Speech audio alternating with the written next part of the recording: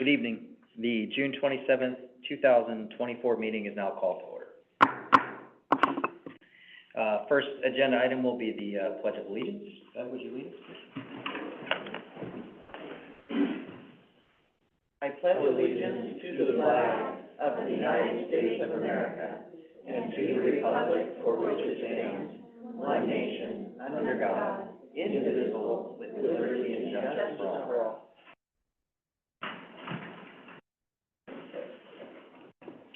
The next item is agenda changes. Does the board have any recommended changes to tonight's agenda? I do. Since the awards came in for our artists, we need to update and move to update the agenda to include the Festival of the Arts recognition. Okay.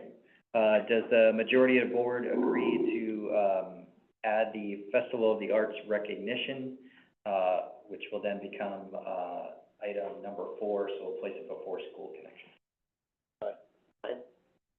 Okay. So I hear a majority agrees, so we will move on to that as the next agenda item. All right. We are excited that we have some of our student artists here today to join us.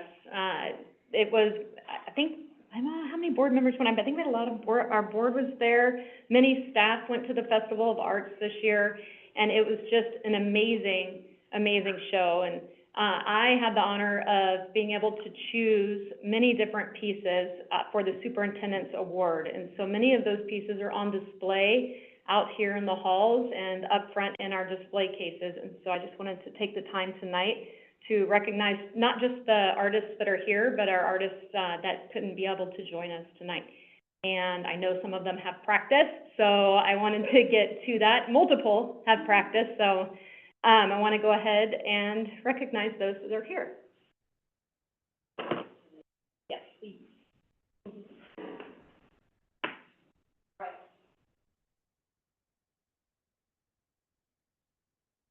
All right, let me do this. Elsie Peterson.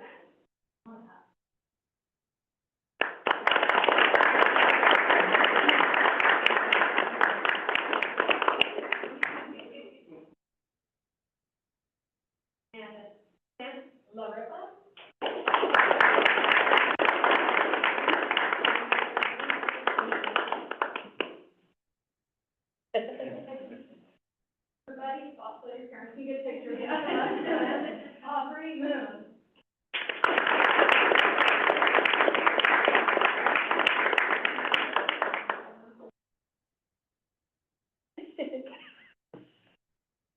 Harley Worth.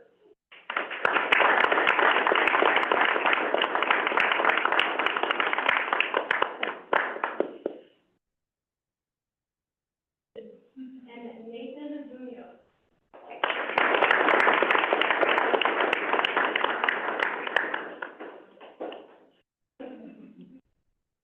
Thank you to those of you that came. Did I forget anybody? I think those are the only students that I saw come in tonight. We have 5 other awards for students that were able to make it tonight. So thank you for your contribution. It is beautiful. I'm honored to be able to choose you to be here and be a part of.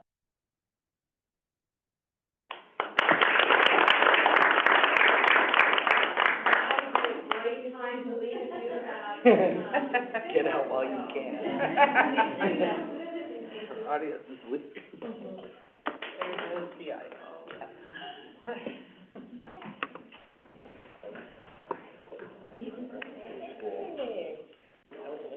Thank you. Okay, well, thank you for that great recognition. The next agenda item is school connections.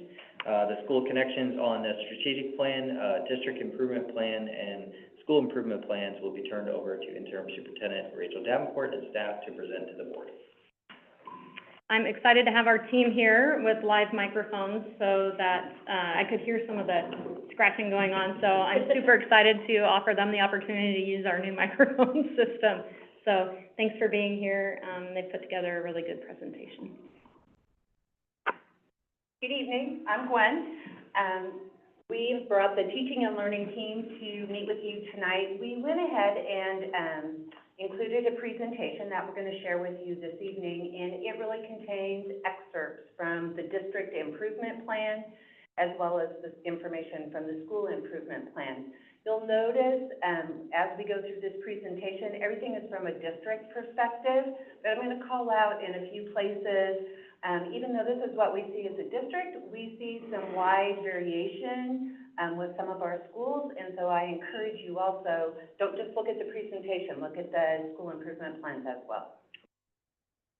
So I'm going to turn this over to Carrie Brumley, who is our Director of Elementary Schools, and she's going to share a portion of the presentation around Goal 1.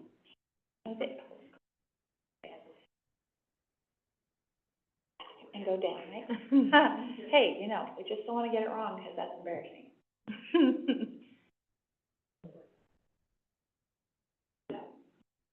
Always come prepared.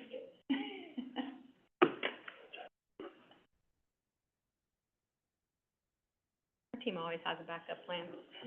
Plan B.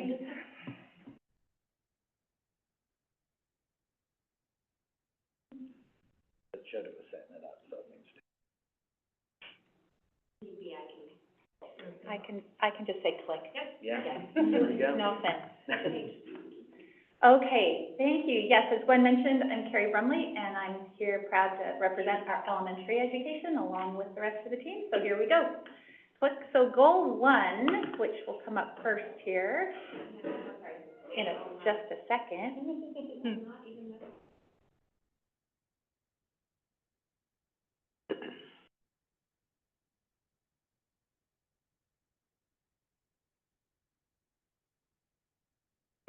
There we go. So I know, and we so appreciate the fact that you read all of this information carefully, so we will not spend a lot of time on some of these things, but this first portion is going to be out of Goal 1, and our outcomes, our strategic plan outcomes are there. Okay, click. Go ahead. The first piece of data we're going to look at here is our kindergarten readiness data. This is a state requirement for all schools in our state. And you can see over time, there's been some changes in this. What's really important about this data is it does give our primary teachers an opportunity to kind of anticipate the readiness level of our students as they arrive at school. You'll see that in some cases, across some of the domains listed, we did see a dip this year in how kids came to school ready. So that's important, especially as we take a look at the data and how this group of kindergartners did, even though they came in just a little bit behind their peers from previous year. Okay, click. We're going to take a look now at the DIBELS 8, which is our PELA assessment, our systemic assessment, and our iReady. And that's English Language Arts, or Yes, we're going to throw some acronyms around. Yeah, you know. We love our acronyms. We live in acronyms, they're fun. Okay, so I know you have reviewed this, but let's just take a look at what we saw between our beginning of the year data and our end of the year data. As a reminder, this was the first year that our teachers across the system implemented CKLA curriculum with Amplify.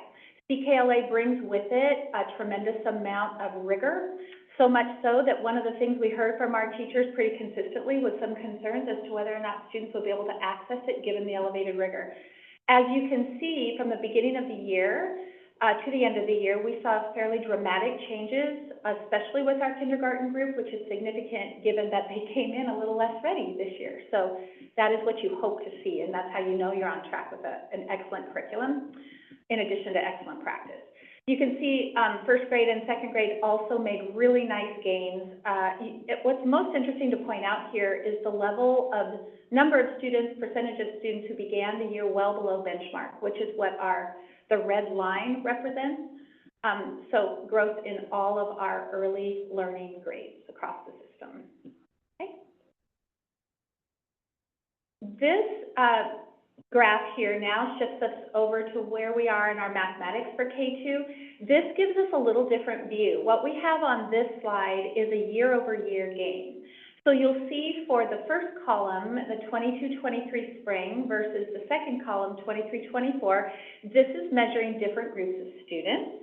And it's also kind of telling us, are we on track keeping either the same gains or even elevating those gains with our instruction with different groups of kids. So this is one that really helps us focus on how our curriculum and instruction is functioning, regardless of who walks into our classroom. You can see that kindergarten, first grade, and second grade over the course of the year made nice gains in moving from to that on standard or above standard position. You see high numbers of students who are mid or above grade level at the end of the year, which we also like to see. What's very significant for us on this slide is the huge decrease in our students that we have in K2 in those who need below standard or accelerated instruction because they're below standard. You want to see those low numbers there. We can handle that. We can move forward on that, especially when we have numbers that are low, like we see. So those kids will come in, we'll assess them again in the fall, and we'll take action and get going. All right, moving forward. Now, this is a very interesting slide that's new to us. The highlighter, the little red dot, or that one, yeah, laser, thank you, Jeremy. Laser. Okay, so this, I'm gonna take a few seconds here because this chart is different than one we've seen in the past. This is a chart that shows us how children moved over the course of time. So when you take a look at this and you see this,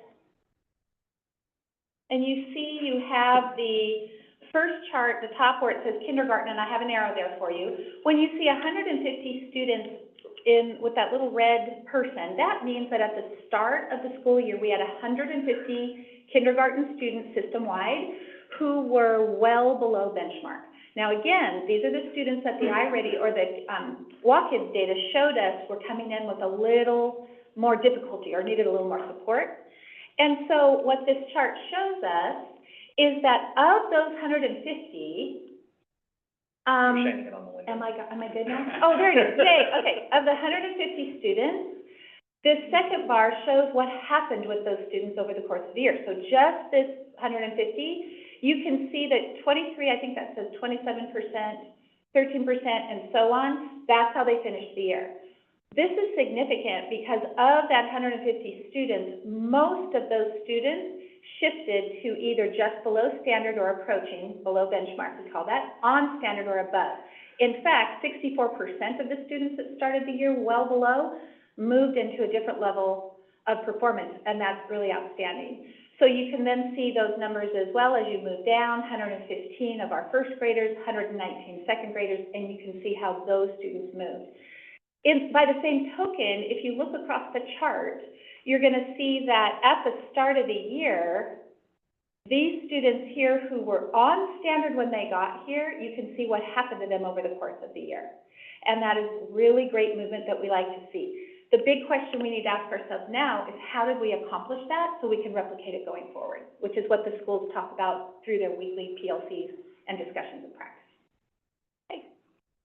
Oh. Hey, that's my animation. There it is. That's what I just said. Okay, great. Okay, so I will not read this slide to you. I know you have reviewed it. What I want to call out here for this is even though we had a significant number of students come in kindergarten slow to learn or needing some support, at least if we rely on that Walk-Ins data, even though 75% of those students finished on year or above, which means they're on track to read by third grade, which we know and have known now for years that is a critical and important thing, that we send children to third grade reading. And then what I'd like to call out on this slide, so what do we do about this? Our job now through the summer is we do our own brainstorming as a team. We talk about what we believe needs to happen, and then we get together with building leaders when they return in August after a well-deserved rest, and we begin to collaborate about what it is we're going to do going forward to impact some of the numbers and build from the strengths that we see. What I will call out on this is that at the elementary level, we are going to shift our focus but to include deep cognitive engagement practices for students. We have an excellent curriculum. I think our data shows us that.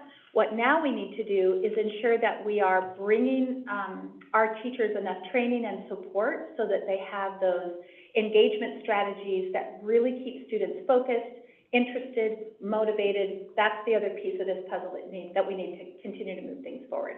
So our focus will be that going forward, in addition to those other practices that you see and what the buildings will be doing individually in their own sites as well. I'm now going to pass it off to Dr. Jeremy Sullivan, who will take it from here. Hi, thanks, Carrie. Yeah, so, goal 2 really focuses on how we're meeting the needs of the whole child. And so the data we're gonna look at here comes from our climate and culture data, from families, staff, and students, student well-being data from students and from staff, and then also we'll look at our attendance data. And you know our strategic plan outcomes that are tied to goal 2, creating a whole child that is embraced, empowered, resilient, and critical thinkers.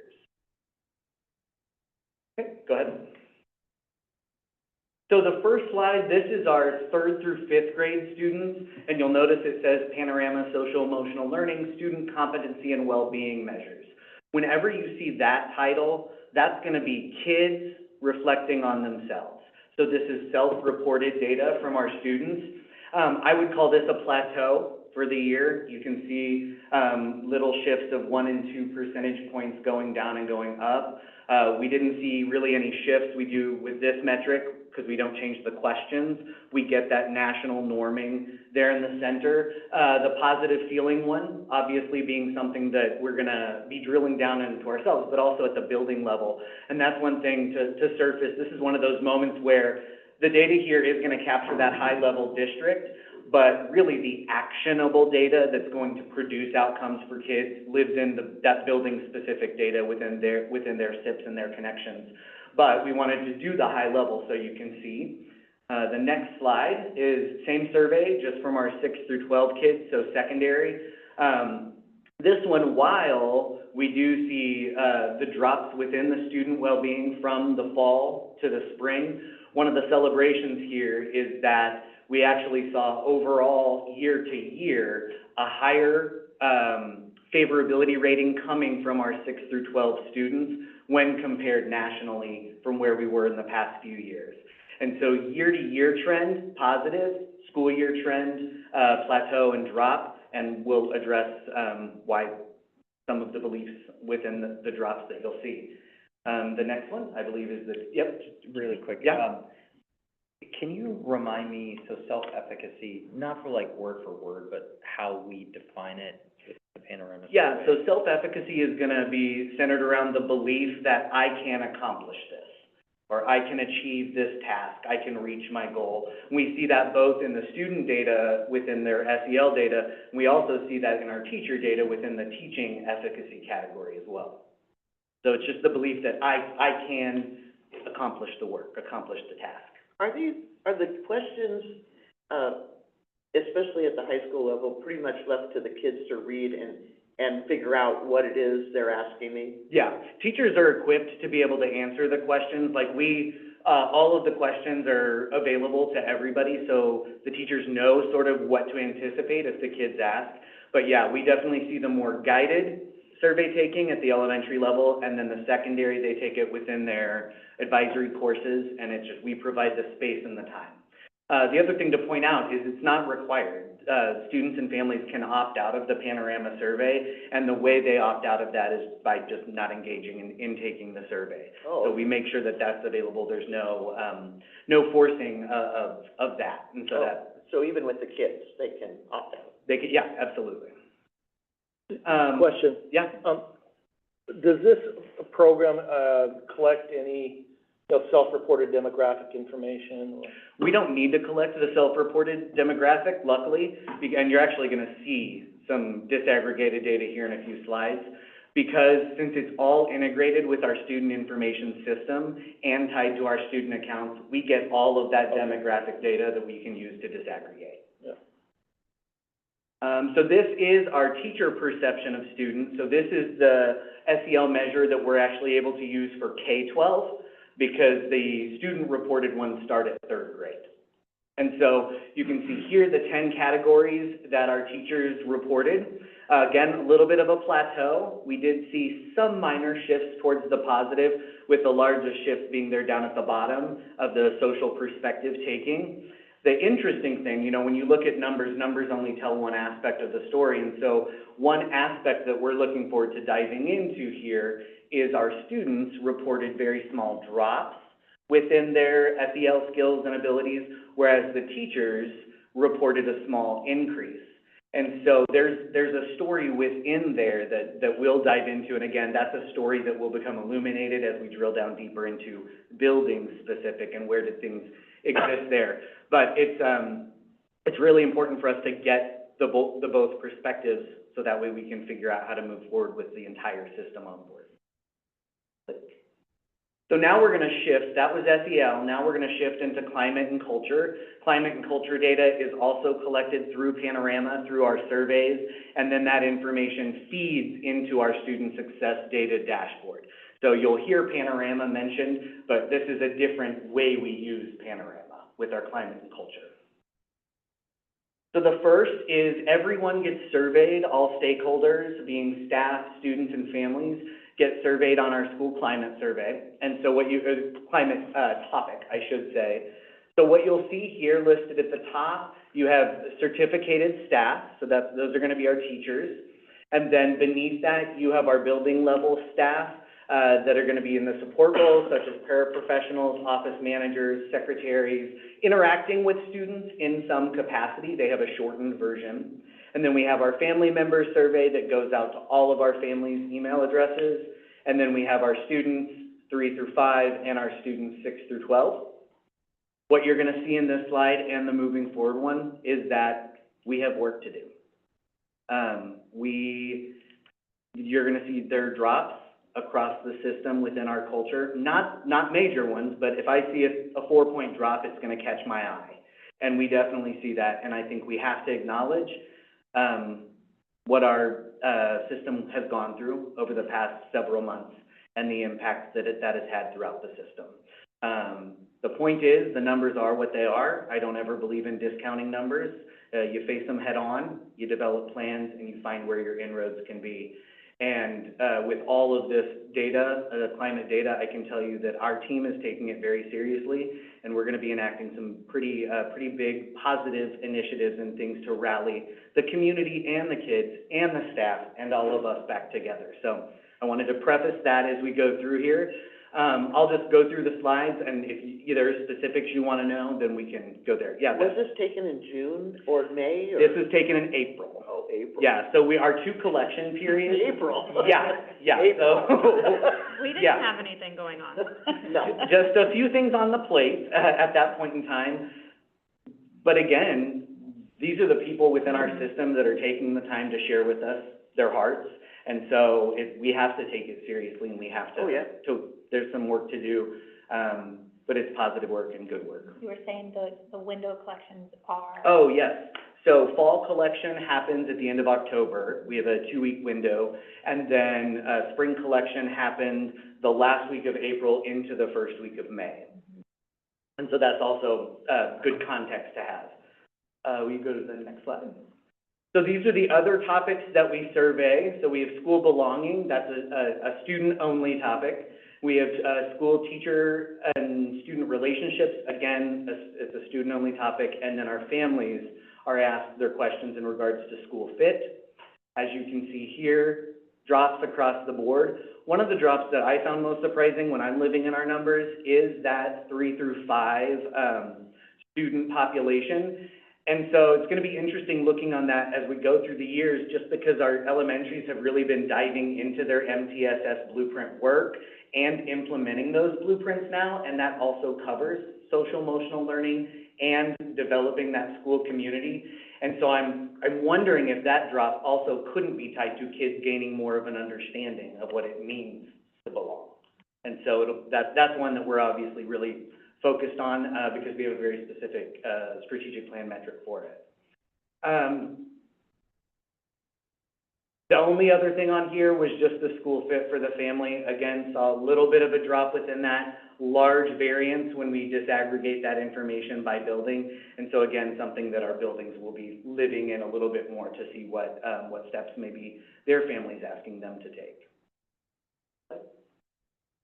So this is something new that we added last year, and it was assessing perception in regards to how is the district living up to our stated core values, and then how do our families and everyone feel that we're doing just within the strategic plan and things tied to that. So you can see here, again, we had no change there within the teachers and staff. That number did take a very dramatic hit at the end of last year. Last year is when we saw that 19% drop within that number that was like, whoa, there's something going on there.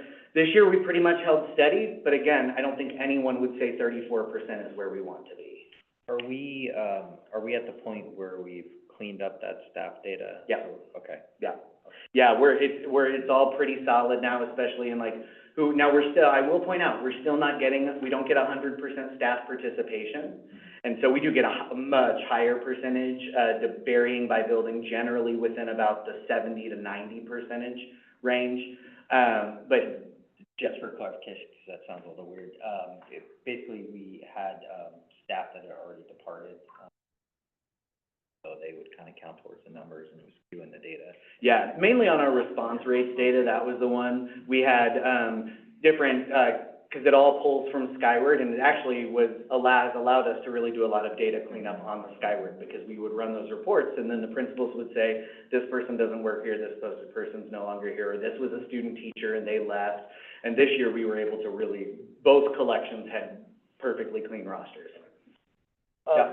I would expect that your data allows you to look at,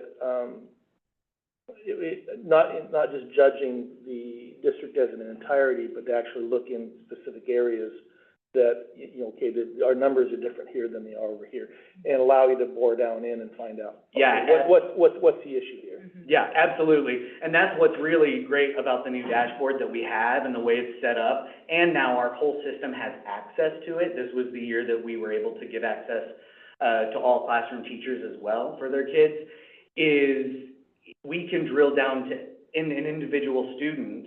So like I can access an individual student within any school, and I can see for the past year their attendance, their academics, their assessments, their behavior, what they reported for SEL, what their teacher reported for SEL, all their climate data.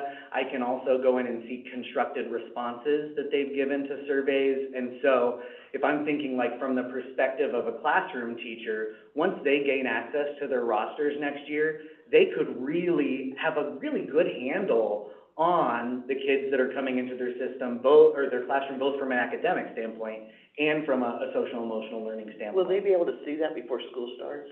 Yes. So the rollover is going to be happening mid-August, and so we're hoping that they'll have access within at least a full week before school starts, but it may be a little bit before that too, just because we have a bunch of integration adjustments happening this summer. So this is what I was mentioning, and this kind of, Ed, to follow up about being able to drill down. These next several slides are going to look at our climate and culture data through disaggregated populations. And so it's going to look at broken down by race, ethnicity, LEP means limited English proficiency, by special education status, 504 status, and highly capable student status.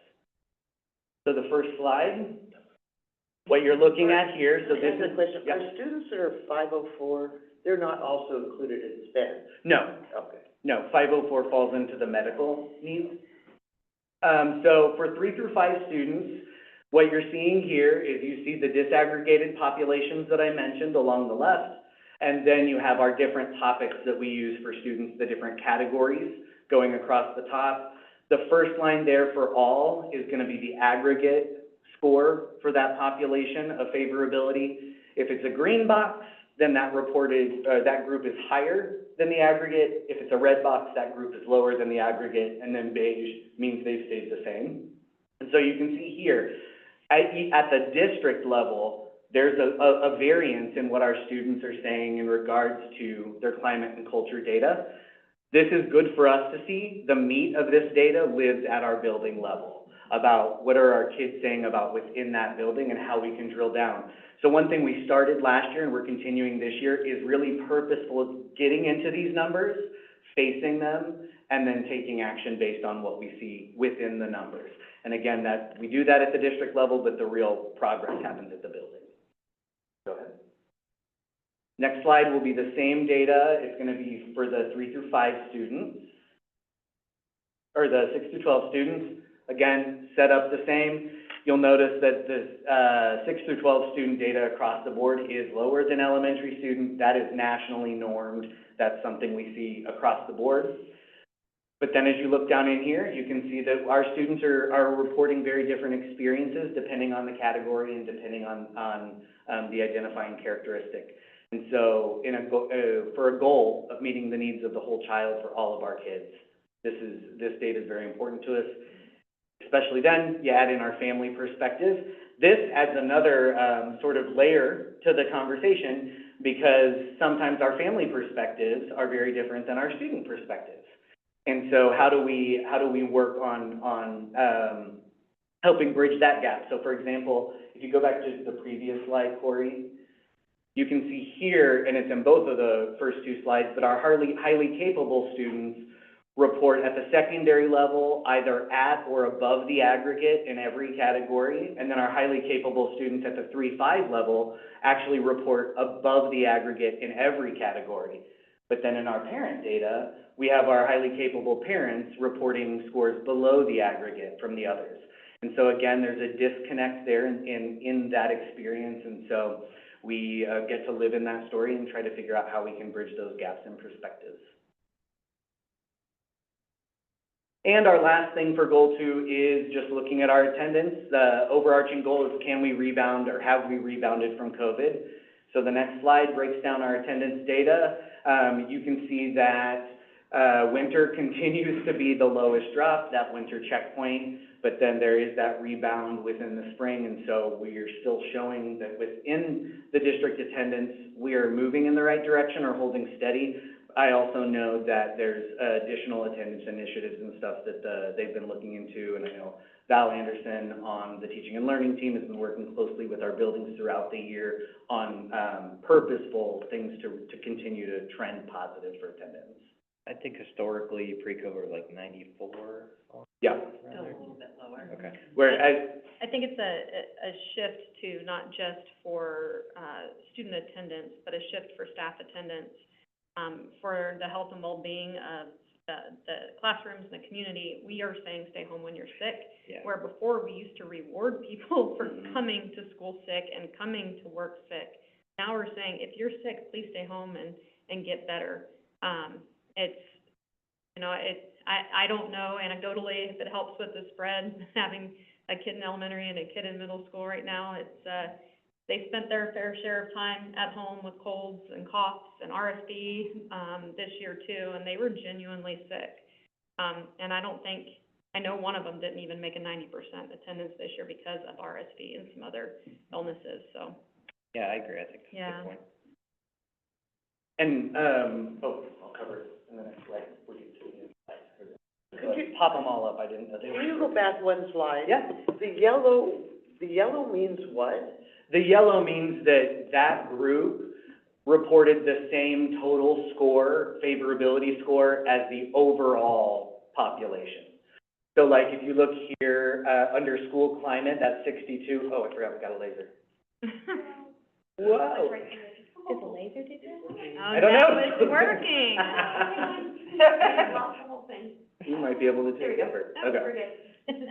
So you can see right here at the 62, Yeah, what does that mean? that matches the all. So when all of the data is taken into consideration, very sensitive now, it's even. So beige means it matches the overall total. So that's the mean, Yeah. yeah. Oh, Yeah, so what we're looking at here is we're trying to look at what's called disproportionality within the data. So are there subgroups or different populations that are reporting a different experience than what the overall number says? If we only focus on the overall number, we're never going to meet the needs of the whole child within the district. We have to look at the experiences that are disproportionate from the overall data, and that's really what this is looking at. Does that make sense, Beth?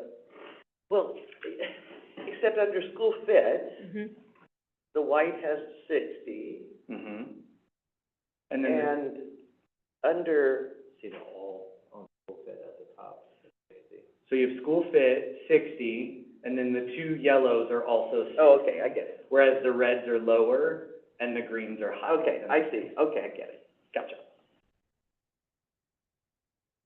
Let me see if I can do it. There we go. We're working. So, this is kind of what we just went over about what we're noticing within the data. We did notice an increase, at that secondary level year to year, which is positive. That did help close the gap that we saw past years in regards to elementary versus secondary. Big takeaways from our data are listed here, and I know you've read through these. The big thing to take away from this is really that middle bullet. Purposeful work across all schools and departments to rebuild trust with the community. When we say community, we mean all of us. We're all a part of that community. We know that the numbers are not where we want them to be, but we also know that we're engaged in the work that's going to move the numbers in the right direction. So that is goal 2. I will turn it back to Gwen. Jeremy, will you speak Yeah. for just a moment about some of the, changes that we have planned and how we're gonna gather data for Panorama next year? Oh, yeah, absolutely. So we are making some changes, mainly for how we gather family data. So right now we do what's called, it's not anonymous, it's confidential. So we use the parent information that's in our student information system to create the roster of who gets a survey link, and then we send that survey link out. We've been really trying to go that route, so that way we can really guarantee that the only people responding are the ones that are connected within our system. But we also are recognizing that that inadvertently has put a barrier into hearing from some of our families, and we want to make sure we're hearing from as many voices as possible. So we're switching to an anonymous survey. So what that means is we'll have one link for all of our families to access for their survey. So more people will be able to access it, as there's one link that every single building is pushing out. One link living on the website. It can really streamline the process. We're going to be adding to that survey all of our demographic questions, kind of what you asked about earlier, Ed. Since we're not pulling from our student information system, we would lose the demographic ability. So we're adding those in as questions so we can still disaggregate our families based on those different identifiers. So that's one change that we're going to do. Another thing we're hoping to do, we won't know till probably late July or early August, but we've submitted to join a community of practice for staff well-being.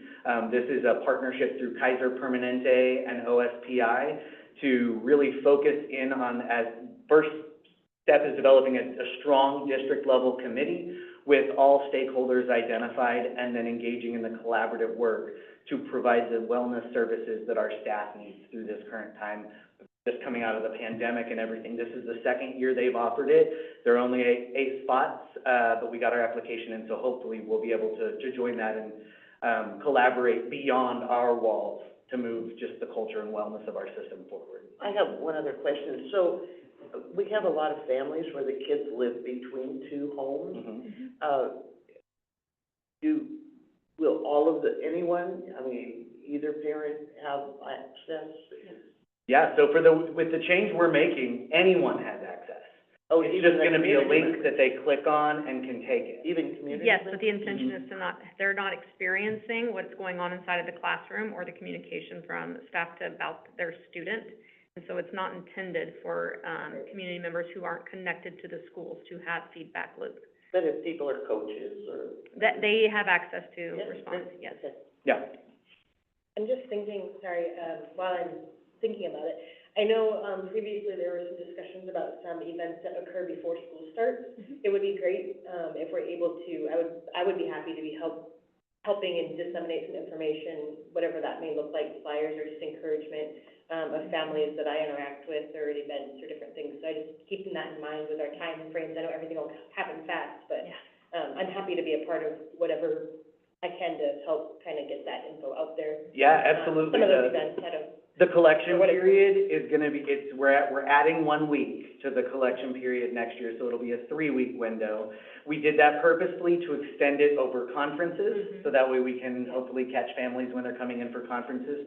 So it'll be the last 2 weeks of October into the first week of November. And so, there's not really, other than just the communication that letting families know we are still using Panorama and this is when it will be coming out, it'll be really that early October when we're pushing, here, it's coming, the link's going to go live at this date, and really that's when we can definitely use the assistance with spreading the message. I just think it'd be cool if we could have some information, even in August, to talk about it, Mm-hmm. because going in October, when it happens, we want them to already be mindful of it, but there's a lot of preschool events, prior to the school year events that happen, that I think would be a good opportunity for us to be able to, like, Just have front those load. informal Yeah. conversations, to front load that, kind of like, hey, you're gonna see these links coming up the next couple months, and Mhm.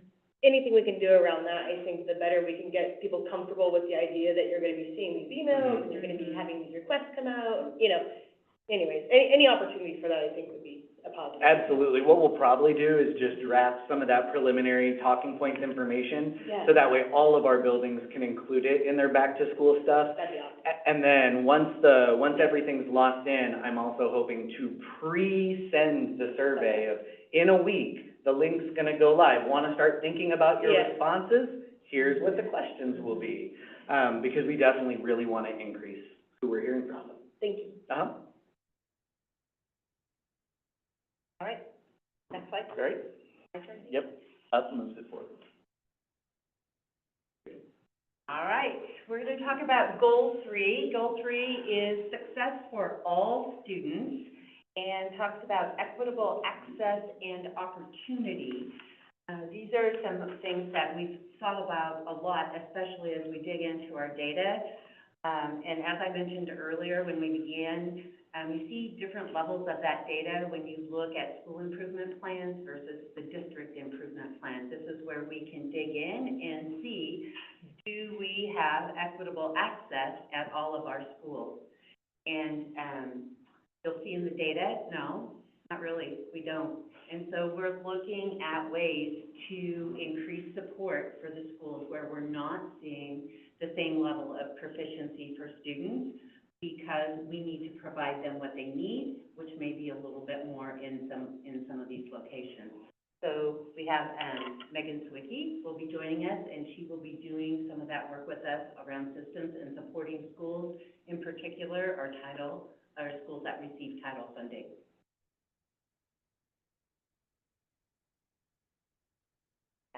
It's reverse.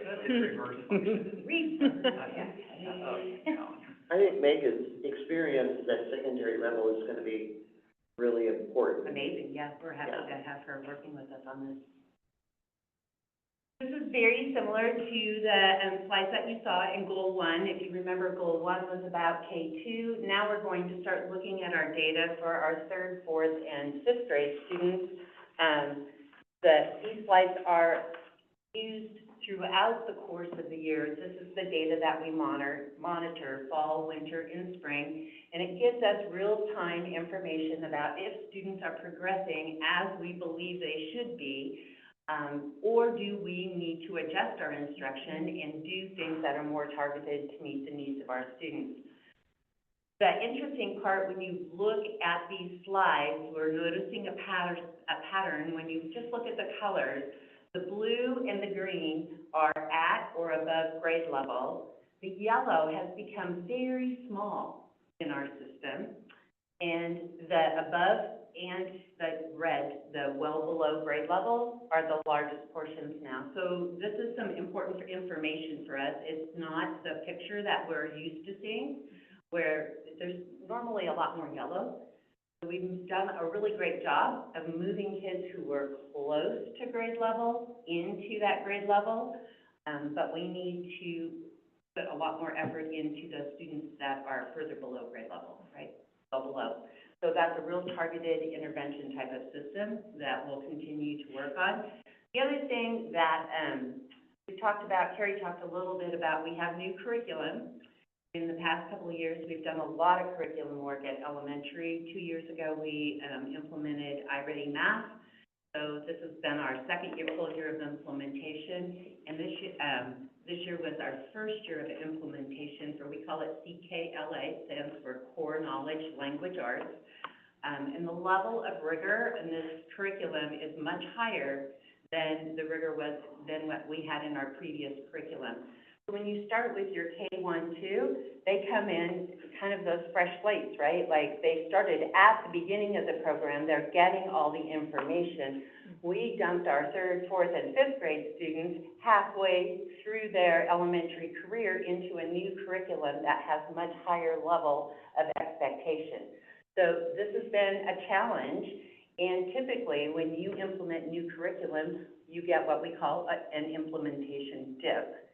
We're pretty happy to see, and we'll point it out again as we go, we don't really have a dip so much as kind of maybe a little bit stagnant, which is actually really great news when you consider that the students are taking on using material that's much more rigorous.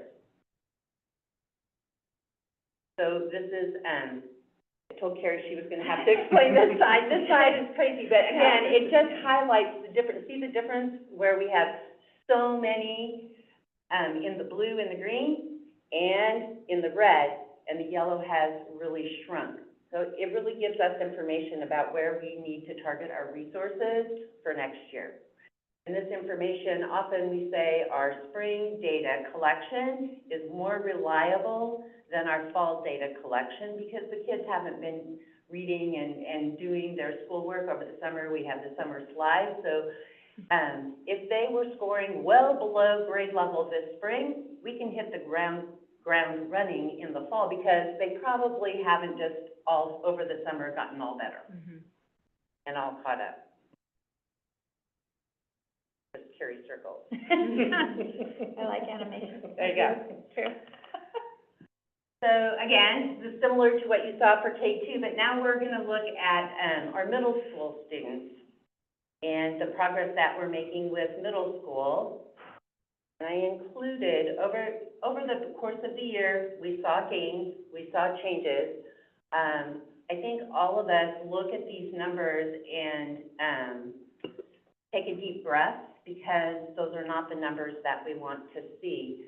So I put in this slide just as a bit of comparison for us to consider.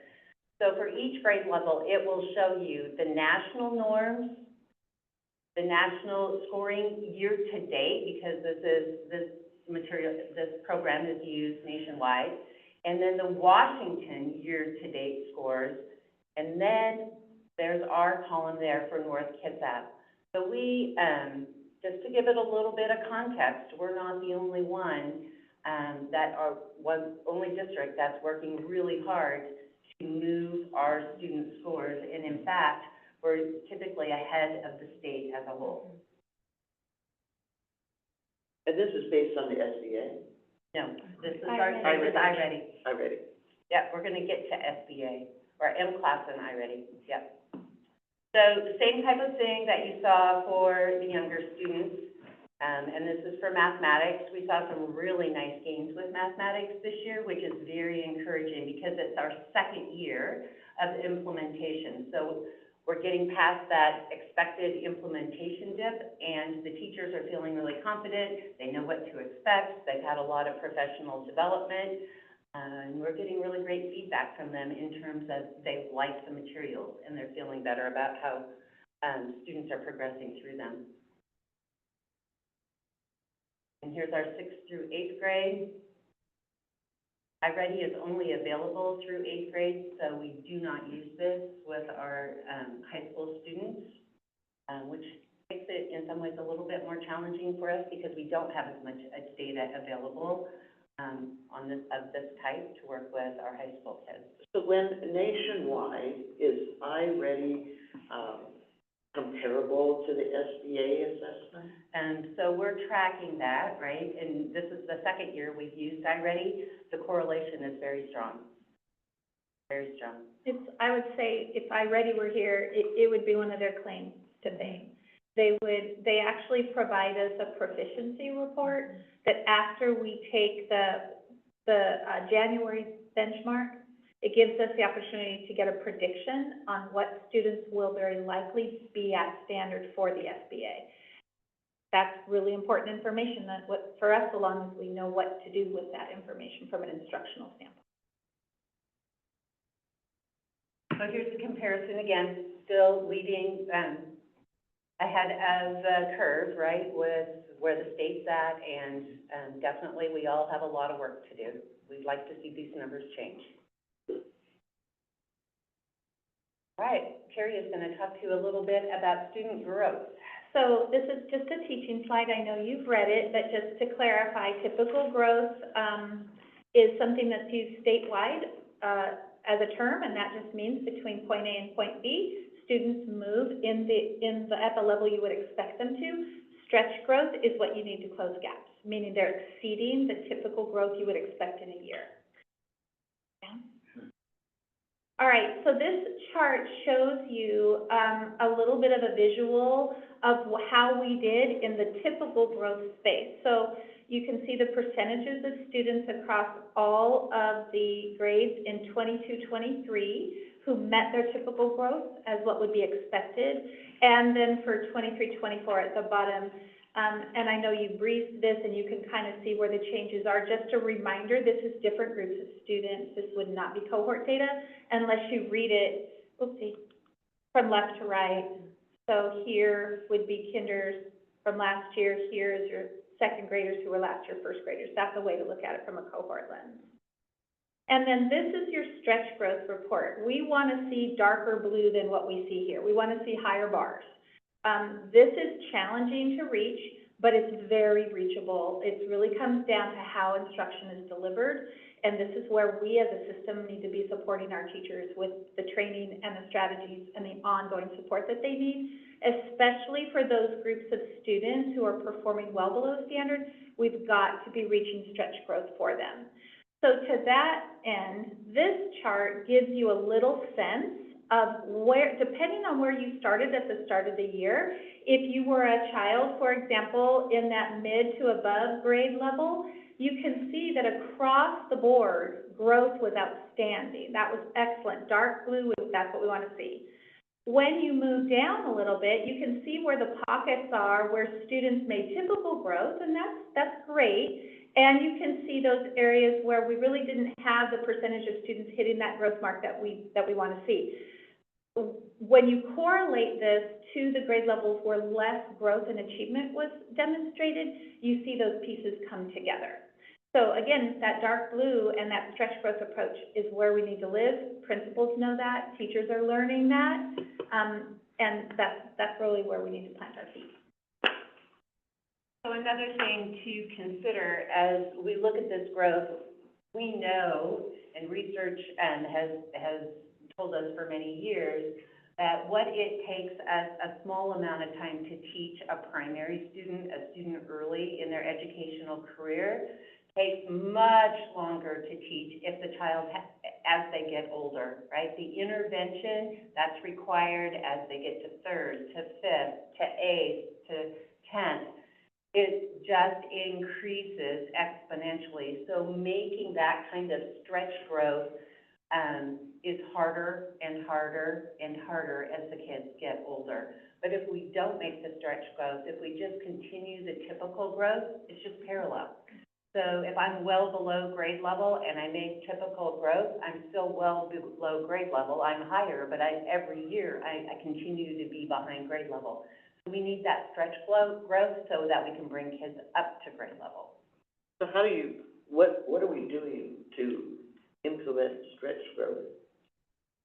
Well, like I said, it's an instructional approach. So anytime you talk about what we're doing to impact a growth metric, you have to start with MTSS. So what's happening for every child who walks in the building on the academic and the social emotional side under our MTSS, that's where you begin. Every child gets what exactly? Question number one. You're talking about the next slide, so I Oh, just am have I? her, yeah, Hey, look at so me. pretty darn close. Yeah, there you go, good. Oh, Rachel, what? I read it. That's so good. We're both changing. So then to answer your question, we have to look at this. We've done the work on the curriculum, right? We've adopted research-based, evidence-based curriculum. Now, we need to look at what happens for the learning experience for children who are well below or well below. So you look at what are they experiencing in core, how much do they belong on their climate and social emotional, you look at those numbers, and then you have to look at how are we intervening in core as well as additional supplemental. And that full package comes together, and it's quite complex, as you know, having been a teacher in the past. I won't get into specifics tonight on what exactly they're doing, but the school improvement plans are the place to go to see what exactly are we doing when we have students who are well below within our MTSS or our CI3T blueprint. That's where that information lives.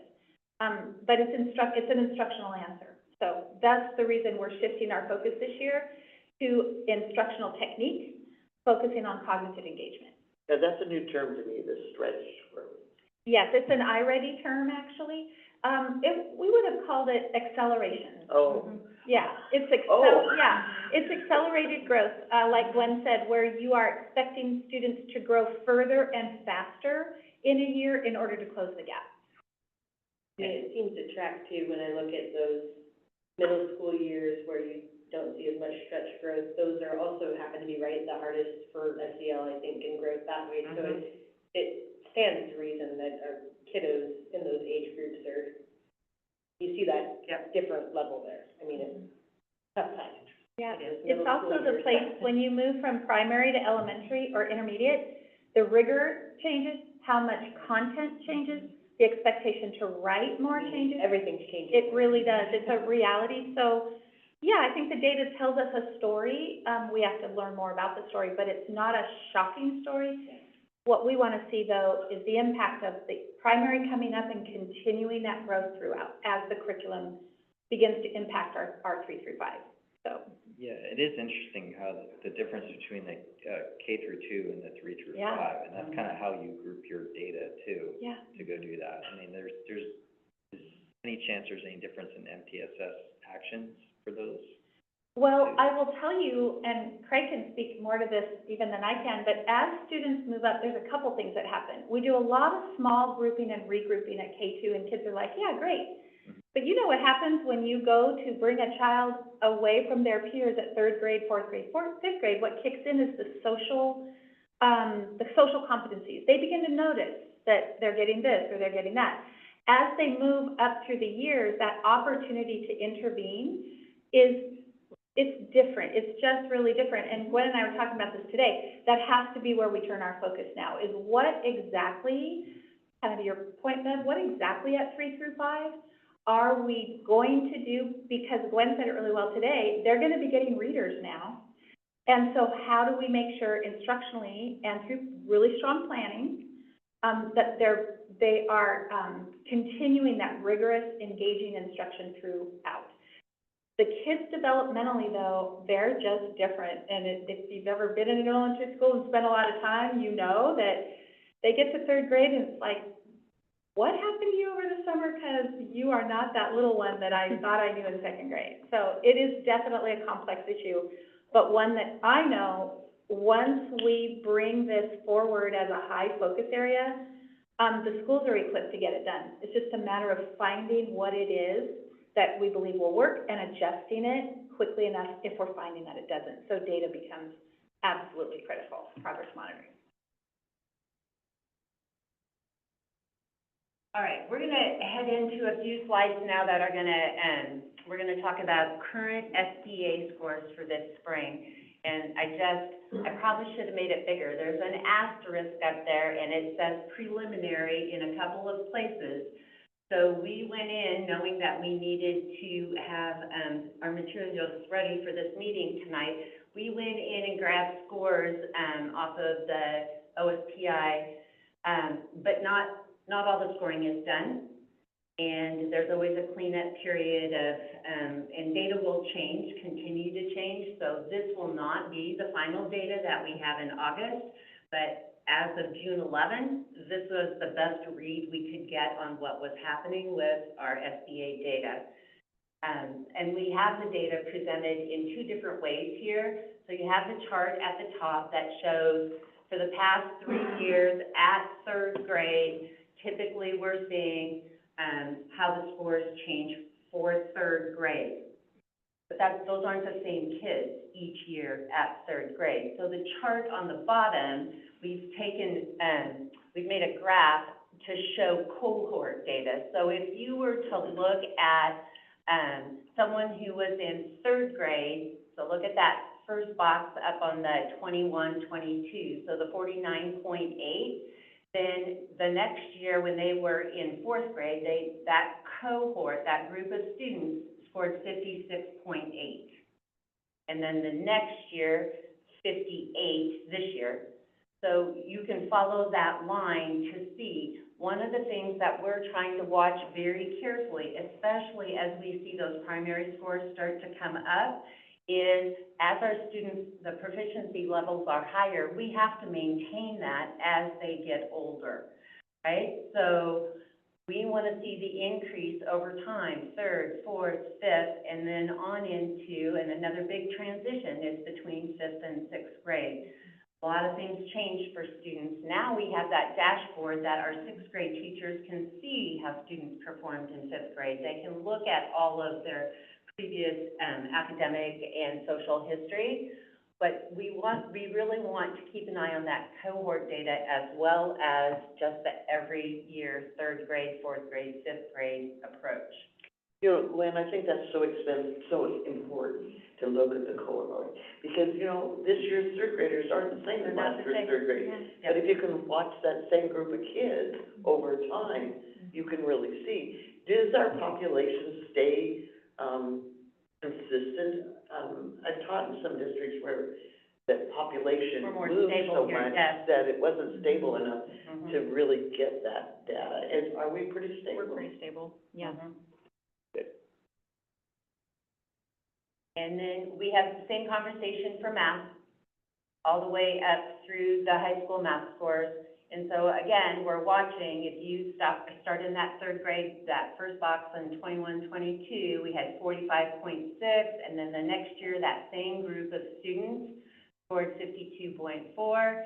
And preliminary data is looking like 47% for this year. So we'll see where that number actually ends.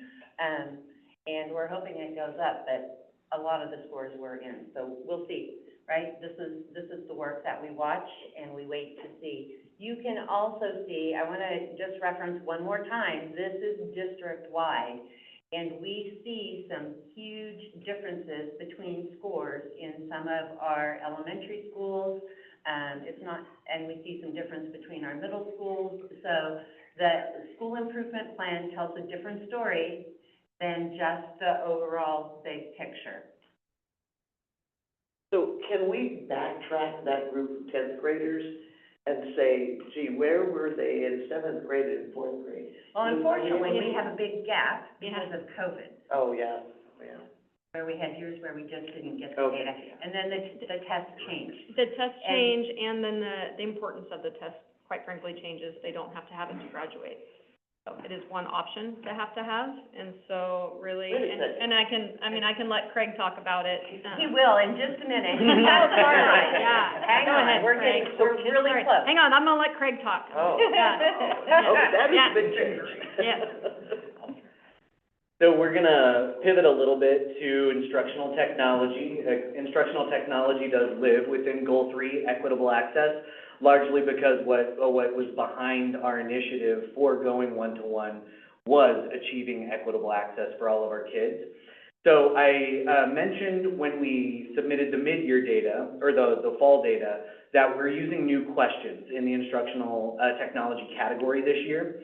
That's because last year, both our teachers reported in the over 90th percentile about being able to use the technology, and in the over 90th percentile in designing blended learning experiences for kids.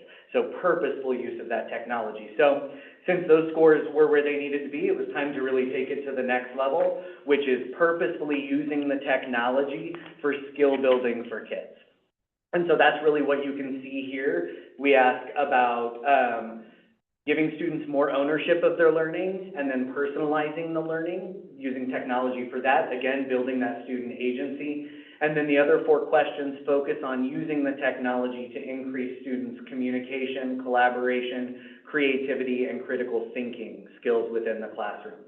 And so looking through here, we definitely saw a drop across the board. I'm curious, when I dive down into these numbers, I'm thinking part of the drop is between fall and spring, conversations about, so now we're going to engage in collaboration, or we're going to tap into creativity right now. And so I think it's our classroom teachers starting to build the vocabulary with the kids, the meaning behind the question. So, but this is very exciting, because really what we've had to, we went one-to-one really out of necessity because of a pandemic. And so our one-to-one model was entirely designed around a pandemic reality. And that pandemic reality needed us to be able to shift at any moment in time to be fully remote, whether it's a building, whether it's a classroom. And so that also is what drove sort of the creation of the model. We're now at that point where we're going to like 2.0, where it's not just about here is access to the device, but how do we purposefully use it to increase student engagement, which is what our large focus is, because that's what the research shows. Technology does not increase student achievement, but it does increase student engagement when done correctly, and that leads to student achievement. And so that's what you can see here. This is what our 3 through 5 students reported, and then the next slide is going to give you our 6 through 12 students. Full plateau here for them, so no changes. I do want to point out in this, this year was sort of a plateau year in the instructional technology world. We went from having a team of 4 instructional specialists supporting our system with technology integration to not having anyone that was their main focus. Now, I don't want to discount the amazing TOSAs that support our system, because they did that in addition to their adoptions and in addition to everything else that they're supporting. Next year, we're able to bring another instructional specialist back into this work, and so we're going to be really able to lean into moving these numbers forward. So I'm really hoping to see a difference between these scores now and then what they say at the end of next school year as well. And then we do teachers instructional technology. Again, this is plateaued data, but they didn't have that job-embedded support for coaching and collaborating that they've had the first 2 years that we were one-to-one. So I'm excited to bring that back to them as a resource next year, and hopefully we'll see this plateau not be a plateau anymore, but be an upward trend. We do survey our families. So these are the 2 questions that we ask families. Really, it's just about how's your kiddo talking about how the devices are utilized at school, and then how might your kiddo be using that device at school? Are they using it to engage in learning, or are they just using it for other things such as gaming? And so you can see here our families saw a dip in what our families, this is was not a surprise in regards to especially the model that we've been using. We did 2 big adoptions at the elementary level within 2 years, and those adoptions included digital curriculum. And I think there are families that are concerned about how do we find that balance between using the device in meaningful ways, but not using the device as some sort of babysitter or something to really just turn over to the kids. That is in no way what we want. We want the curriculum utilized and brought to life through the expertise of the teacher. And that's really where the power of instructional technology lies. So based on this data and just really where we are in our cycle, we've made several changes that you all have heard about that we're rolling for next year. Our K-5 devices will come back into the classrooms and stay within the classroom. Again, the reason we didn't do that the first time was we were in COVID. We're not now. So, well, we still are, but not to that level. So we can make those adjustments. We're also making some adjustments by bringing GoGuardian into our environment. That's the monitoring software that will also allow teachers to sort of create guardrails to help students stay engaged in the correct activities instead of maybe wandering off to something else. I'm guilty of that myself, so I can't blame kids for doing it when I go down a rabbit hole often on social media. But we owe it to them to help set those guardrails for them to be more successful. Another big change we're doing is we're adding what's called Clever IDM and Clever MFA to our environment. Clever is what we use for our rostering and our single sign-on program for all of our curriculum. One of the things an issue that we've struggled with, especially at the elementary level, is how do we create password security that allows kids access without creating hindrances to them getting into their learning, while also not making it easy for them to get into other accounts. We do have within our acceptable use policy that is accessing other student accounts is a violation. However, we also can recognize that we need to be doing more on the back end, and now we have a way to do that. So Clever MFA is going to allow us to give more control to the classroom teachers in regards to student passwords, but it's also adding a layer of security, because kids will be choosing an image that is either an animal or food that is their second layer of authentication. And so if once you enter the password, then you still have to do that two-factor authentication, which is gonna help secure those student accounts. It's also gonna allow us to give our primary kiddos, those kindergarten, first and second graders that are still learning their letters and knowing where things are on a keyboard, we'll have login options available to them that are QR code based, not based on their knowledge of letters and numbers. And so that also will help bridge that equitable access gap for kiddos that maybe don't have those skills yet. So big changes on the horizon, exciting ones that we're excited for. K through 5, the computers are gonna stay at school. They will stay at school unless, if a family lets us know that they utilize that resource for equitable access from home, we don't want to deny the family that, because that is one of really the underpinnings of our program is equitable access. And so if a family lets us know, then that child will still be allowed to take their device home, much like we've allowed right now families who don't want the device to go home to keep the device at school in the library card. Can we prevent the kids from using it on the bus? Well, if the vast majority are staying at school, then there's not gonna be, wouldn't be an issue.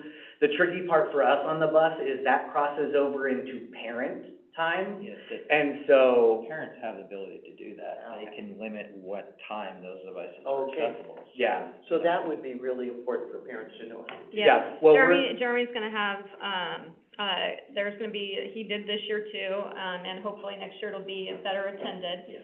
But we've had a couple of different technology nights where those answers can be answered, and, I know he had multiple demonstrations, and tables, and has met with everybody that has requested to meet with him this year to go over those, proactive strategies that parents and families can use with students. It's real important. Parents need to access this. We have ways to help them. Absolutely right. And it's also, we need to help everyone start to reframe what is the reality now. The reality now is to engage in learning. Kids are gonna have to be on technology somewhat. And so, as parents, and I say this as a parent of 4 kids within our system, I take that into consideration when I consider how much at-home screen time am I gonna give. So like, they fight me on it, but I won't give a certain amount of time access at home because I need their screen time to be focused on their learning. And it's a shift that we're seeing right now, but one that I don't feel is gonna go away. I mean, I guess I was actually pleasantly surprised by the responses on that, because if you look for the first question where you say 50% responded favorably, like, if you look at one of the ones in the red, I mean, so if they responded slightly positively, to me, that's still positively. Mhm. So I don't know why we're pulling that score down. I look at it and I see a overwhelming, positive response, for that question. I would agree with that. And that's something, this one we actually can change. When we originally drafted this question, which is why we haven't changed it, because when you change it, now you can no longer use your historical data. But one of the reasons we didn't change it is, from my perspective, is I want as an instructional leader with innovative technology and learning, somewhat positively to me isn't a win. You know what I mean? Like, I want kids taking ownership, and it's a pipe dream maybe, but it's something we're gonna strive to every day.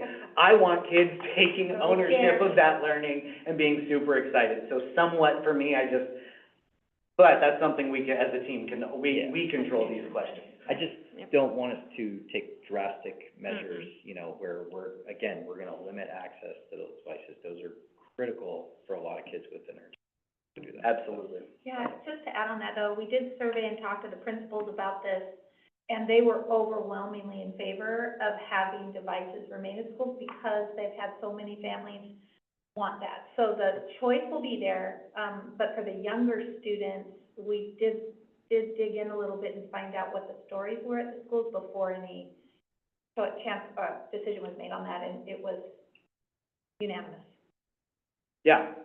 Some of our, like, for instance, using Boost, or iReady, MyPath, those adaptive programs that help close the gap for kids, Families who want their kids to be able to do that at home, like, will still have that opportunity. Kids will be doing it at school as well, but we don't ever want a policy or procedural change to increase inequities. That's definitely not the direction we want to go.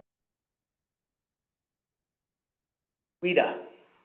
So WIDA, again, we only have preliminary SBA scores right now, and there's read under the chart, it says if they score at least a 4.3 on WIDA and pass the SBA, then they can exit. So we can't make some of the determinations on this data until we get the final SBA data.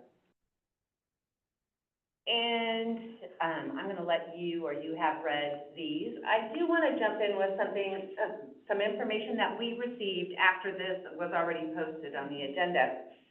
On Tuesday, OSPI had a news release about the Washington School Recognition Program and the fact that you could, schools were being identified as a recognized school for closing the gap for growth and for achievement.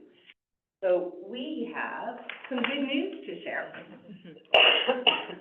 For the 21-22 school year, Pearson Elementary, Tulso Elementary, and Vinland Elementary, all are schools being recognized for one of those categories.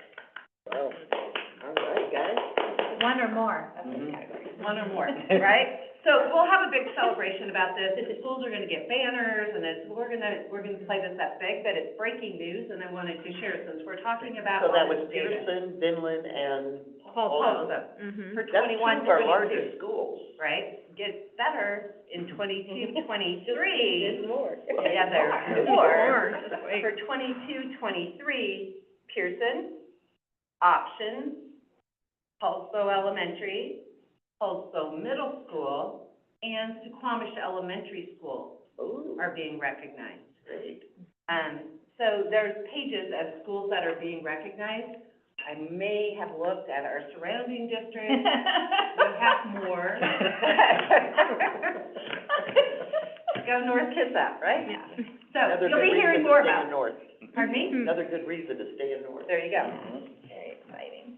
All right, so I'm going to turn it over. Finally, Craig gets a turn. Sorry, Craig, Yeah, I go for apologize. it. All right, and our next agenda item. Yeah, Yeah, right. All right, so graduation, so you're looking at the graduation chart. Remember, that number on the far right is from last year's graduating class. We won't get numbers for this year's class until probably early November, and I could come back and update you on where we ended up. But look at it, 88.2 for last year's class, slightly behind the previous year, but to go back to the pre-COVID year would be 18-19. And we've also had the benefit of some waivers. So for the past 5 years, the state has allowed us to waive certain aspects for students, whether it be credits or their graduation pathway. I think that goes back to, the question you had about the SBA and being required. So the SBA is not a requirement. You don't have to pass the SBA to graduate from high school. However, you do have to have a graduation pathway, of which the SBA is one of them. You can also use the SAT with a certain score, the ACT. You can take a advanced placement course. You can take the ASVAB. You can take what's called a Bridge to College course. All have different requirements for different grades or scores in order for that to count as your pathway. You can also take a sequence of 2 CTE courses, and that also counts as a pathway. So students have many, many options in order to meet their graduation pathway. SBA is one of those to do. So they can opt not to even take it. Well, we try not to have them opt out because we're interested in the data, and really just want to see where they are. So we do encourage every student to take the math and the ELA path, SBA to start their pathway. That then leads us down different paths with students, before, we come to the very end and tough choices. Those waivers have ended though with this graduating class. So no longer are we able to waive core credits, or their pathway. Still have the option to waive 2 elective credits, if they have a hardship or something else has happened.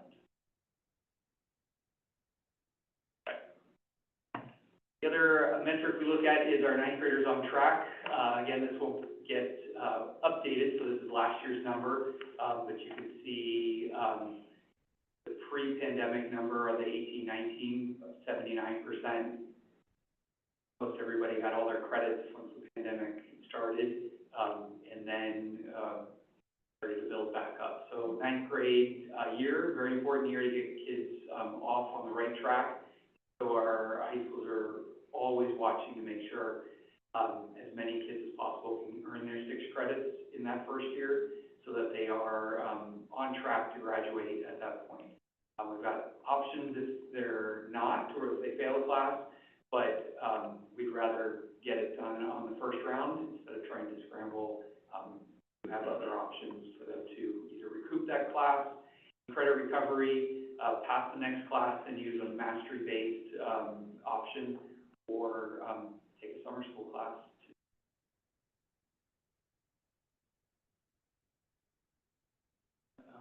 Who did that? Still online, yep. That's crazy.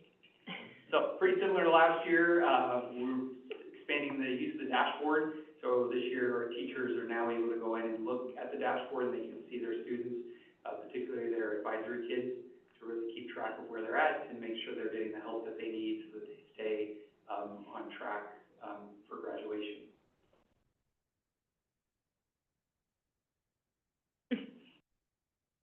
To note, and John will like this, we have expanded our CTE pathways. So we added those 3 pathways this year. And we have also added additional college in the high school courses for next year. At both schools, they'll have more options for students to earn dual credit, so a high school credit and a college credit, so they can take that with them if they choose to attend it 2 or 4 years after they graduate from us. And we're going to continue to expand and offer more and more and more college and high school classes. So if you're struggling with math, Yep. you can still take that health science pathway, but do they have special math classes they take to be able to keep up with the expectations? So when you're in a CTE pathway, those count both as an English pathway and a math pathway, and they're articulated to have those standards embedded in them. So students are learning the math skills, reading and writing skills, speaking and listening skills are all embedded in those classes to really make the kids job ready or career ready when they leave us. And really just well-rounded, it sounds like. I think it's exciting too, Craig, some of the CTE pathways, talk about which high school, those are gonna be in to offer more. Yes, now you're putting me on the spot. So we are adding the biomedical sciences at Kingston High School. John, remind me of the other one. Sciences, which is the biomedical. Right. And we'll also be offering the ecology natural resource pathway is new at Kingston High School. And I think the only reason I was saying that, that's really important, just for the elective options. I know that's something that we've heard, around, having equity and having the options that maybe North Kitsap High School has, and having Kingston also have, those same type of options, maybe not the exact same classes, but their very own pathways that they could make their own and own those.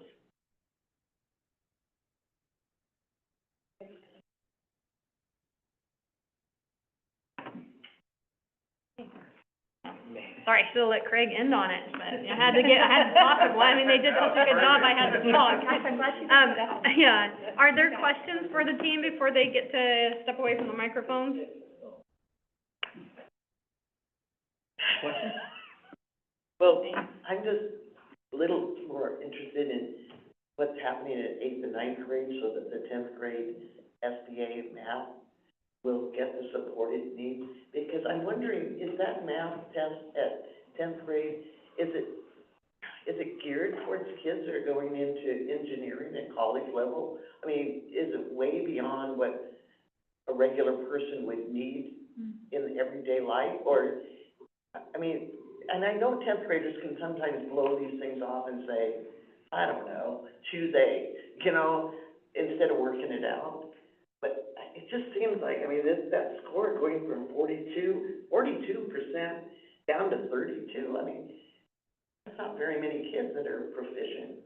I will speak from experience. I feel, you know, both my children are pretty good students and stuff, and I still have to talk to them about why it's important they can perform well on the SB.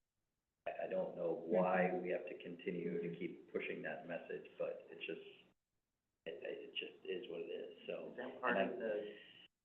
I think as students keep progressing up higher levels and they're kind of looking at what their pathway is and stuff, and maybe they're making the decision on their own, so just continuing to educate them on the benefits of it, like you talked about. That's just my personal opinion. Yeah, I'd agree with you. I would say the 10th grade SBA is set heavily in algebra and geometry. And so those are the skills that that test is assessing.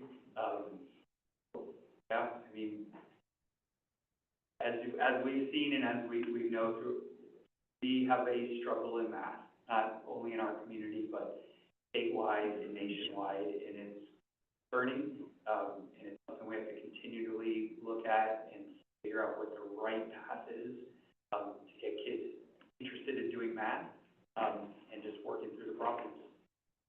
But, yeah, we're not alone in this, unfortunately.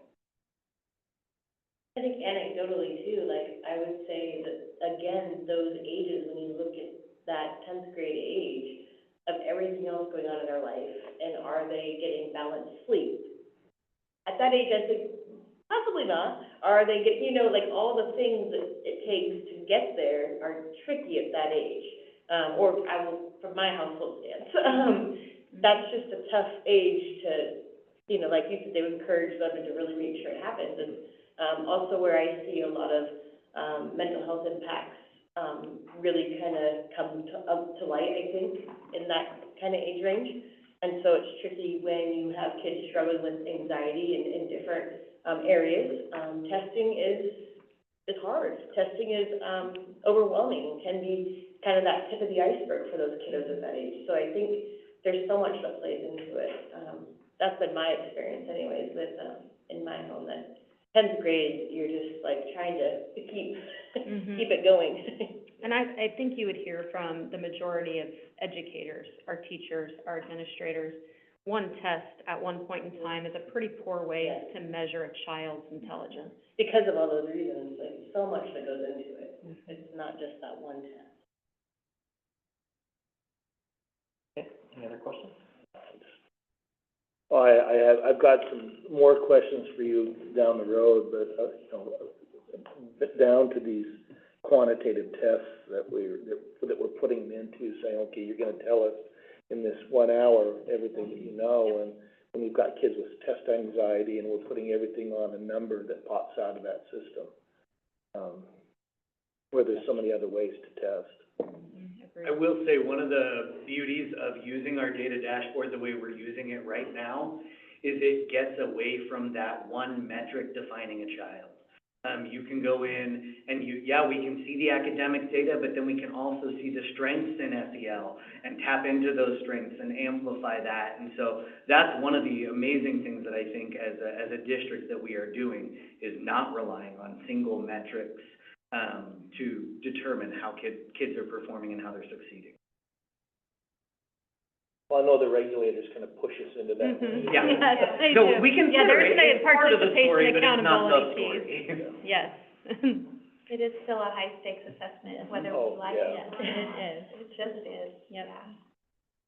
Well, thank you all for your Yes. presentation. Thank you. Thank you. Listen, Yeah, I'll just, Amazing. again, I know how much of an undertaking this is Yeah. to go do this, so thank you very much for putting this together. I mean, I think this is a great way to kind of, you know, wrap up the school year, transition into the school year, and just look able to continue to encourage the staff to, be vulnerable, and so that we can look into that data and dig into it. But I think we're on a good direction. Thank you. Thank you.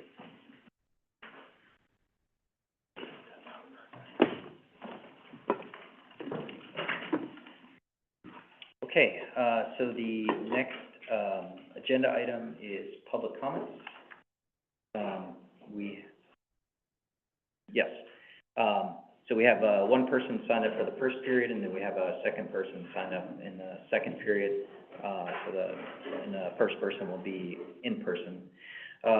Okay, so the North Kitsap School Board of Directors welcomes the public to this open public meeting. In accordance with board policy and state law, board meetings must be conducted in a civilly, orderly, and business-like manner, which means we all follow the same standard of civility during school board meetings. We value public comments. If you would like to speak to potential items on the agenda, you may sign up to speak using the sign-up sheet that are included on the meeting agenda and on the school district's website. Both virtual and in-person attendees may sign up for public comment. The board sets aside a maximum of 2 30-minute public comment periods per meeting. Speakers wishing to comment on agenda items will be prioritized in the first public comment period to allow for the board to hear comments prior to the board action or consideration.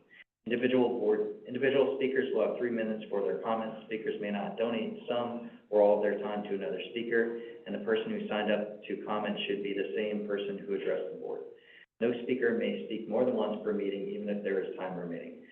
Though the board will not respond to statements, questions, or challenges made during the public comment period, the board may ask district staff to contact a speaker at a later time to follow up on issues raised during the public comment period.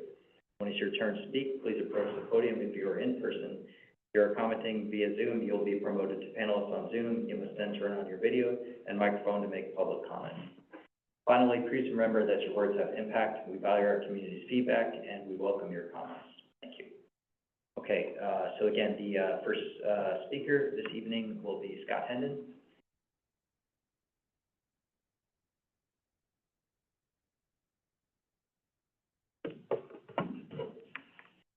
Thank you for allowing me to speak tonight. I attended several of the pre-bond meetings trying to get a feel for what was going on, and I've attended the 2 facilities meetings that we've had so far.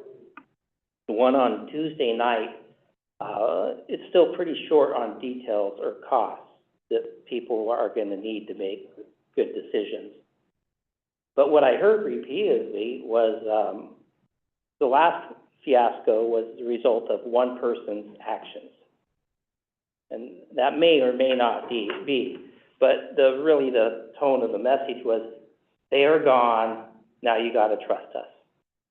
And that leaves me with a couple of conclusions. One is either the board and staff and consultants didn't ask, didn't know, didn't follow up with the right questions, or they were complicit in what happened. So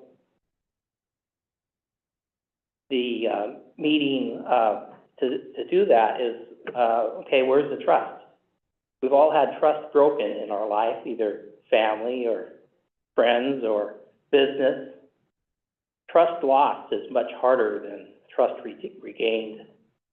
And for me, I'm not ready to say, oh, I trust you now because one person is gone, because I think there's too many adults, many in this room, that went along with the last program, and I'm not ready to say, oh, okay, we're all good now. If we look at Pearson, if we look at decisions at Bridalblick, if we look at what was decided with Wolfley, what we've been told about access at Lone Maple, if we look at the purchase up on Slippery Pig, I think all of them are questionable. I won't use the word lying, but it seems like information was definitely left out and distorted. And we are responsible as people, and we expect our students to be responsible, that we have a role to play. And if we see an accident and we know, or if we see a crime, we have a responsibility to step forward and say, I am not accepting that, and I will be part of the solution. So what does that look like? Why should I trust you? And I know 2 of the board members are new, and I'm going to give you a little flack for that, but, I was adamantly told by the board members, by the superintendent, by staff, that this was the way things were last time. And now we find out, just Pearson as an example, we can rebuild on Pearson. Yeah, that'll work. And we were told adamantly it would not work. We were told adamantly, there's no access on Lone Maple, you can't use that. So I hope the new board members and the old will take a hard look, because, community hasn't healed, and I don't think trust is there. And I'd like it to be. I'd like to be hopeful that you as elected officials would ask questions and demand answers. And if you don't get answers, you're responsible. Let's remember that Thank you, your time's expired. this board extended the last superintendent's contract well after it should have Thank you, been. your time's expired. You're welcome, thank you. All right, the next agenda item is the consent agenda.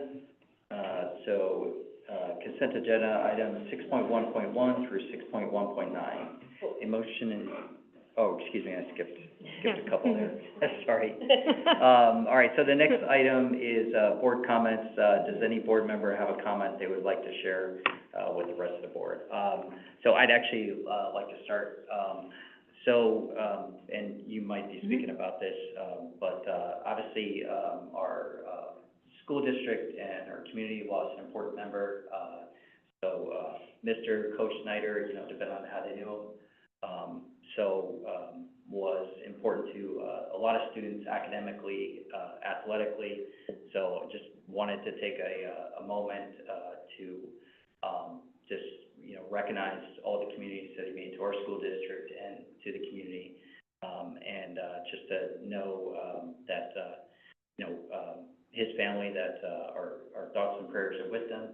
And I hope that we can find a way to recognize his contribution he made to the district, and then we can, you know, keep that alive within the district somehow too. So I think, you know, at the appropriate time, we can think about what are the options for that. But I think it's very important to continue to remember, I mean, he had a huge impact on the school. That was very obvious at the, you know, the community that showed up to recognize him. So just looking forward to figuring out a way to do that in the future.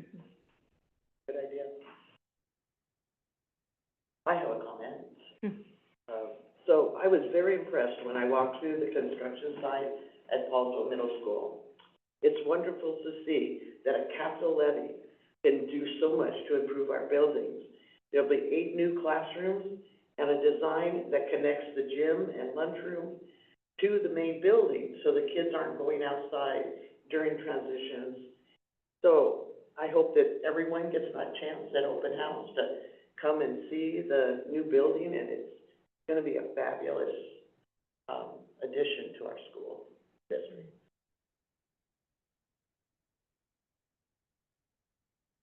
I was able to attend the community facility meeting the other night as well.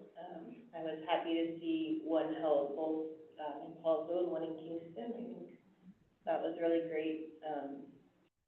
Would like to see a little bit more attendance, but we had some folks there that had some really good boots on the ground knowledge of the needs of our facilities and our schools. So I just really was grateful to be able to listen in and sort of see that process in action, I guess. So this is my first kind of go through for what I know to be the upcoming levy. So that was really great. And I do also, I'm not familiar myself, but I will say the impact that Coach Snyder had is helpful in the community. Just social media alone, I mean, to read the comments, it's pretty amazing to see one person have such an impact. So our hearts are with everybody who's touched by him and in their life, and this sounds like what a wonderful legacy he has. I'm sad to hear that. I didn't know Coach Snyder personally, but I certainly know of his influence, and my condolences to his friends and family. And we, as a district, have lost a great soul. I too was able to do a walkthrough at the, middle school, and I was impressed, with, first off, the quality of the the construction, and the thoughtfulness that went into that design. And I also thought, I was really surprised at the budget. I thought the budget would be much higher than what it was for that, for what the district is getting. I think it's a great value.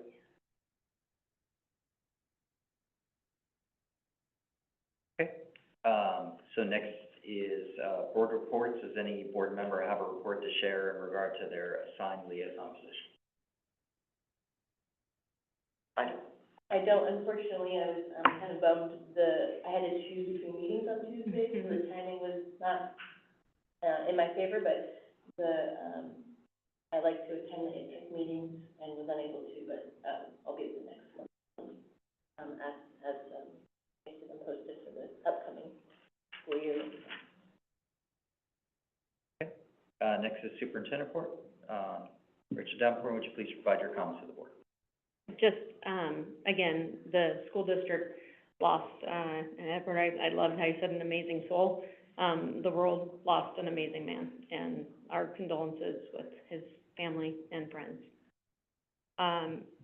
A small recognition, this is the first year we've held, a STEM camp, and I know John Waller had a lot to, back there giving us a little fists up in the air, had a lot to do with putting that together. And it's fairly amazing. We have one going on each side of the district, and this week's our first week, and lots of smiling faces. I know John's been on site each day, and so congratulations to him and the staff and all the families that are participating in our STEM camp. I feel like we have to expand it next year. Just listening to the team we had up here, a huge thanks to the report that they put together for you all. I know there was a lot of effort on their part, and I will just tell you, my office has moved to a little closet down here, and it's pretty lonely, and I'm walking by the windows here yesterday, and they were practicing giving the speech, and I was like a proud parent watching them do that. And it was just much appreciated because they know how important it is to get this information out. So it means a lot to me to see them working so hard and getting that information and getting those questions answered. Part of their report, I know they referenced it numerous times. Curriculum adoptions are huge, and it is a huge lift for our staff that are providing the instruction inside of the classrooms. And for our elementary folks, having 2 years back-to-back of curriculum adoptions, just amazing work of our teaching staff and our paraeducators to lift that and get it going, and the amazing support that our district's office and our TOSAs provided our staff there. We have an exciting event coming up. It is one of the things that we've been talking about as a team is student voice and student belonging. I think one of you had asked a belonging question on one of our slides, and a lot of times it's easy to listen to student voice, and then what do we do next with what we heard? How do we take action on what we heard? One of the things we are doing is working in partnership with our community to host a Latin festival, and it's going to be held at North Kitsap High School on September 14th. And part of that really is working with our student voice and having those festivals led and put on by our students. And so as we get more information for that, something to be very proud of, having our students lead these type of events. So wanted to make you aware early. And then I don't want to spoil Mike. I feel like I'm taking everybody's words tonight, spoil Mike's board report at the very end, but just a huge thank you to our Facilities Advisory Committee. The Tuesday night, I popped in over at over at the community forum, and again, I'll steal Mike's words. It's not often you get a lovely sunny night in June, and it was a gorgeous night, and folks were in there to work for hours, and they have put countless hours in. So thank you to our Facilities Advisory Committee.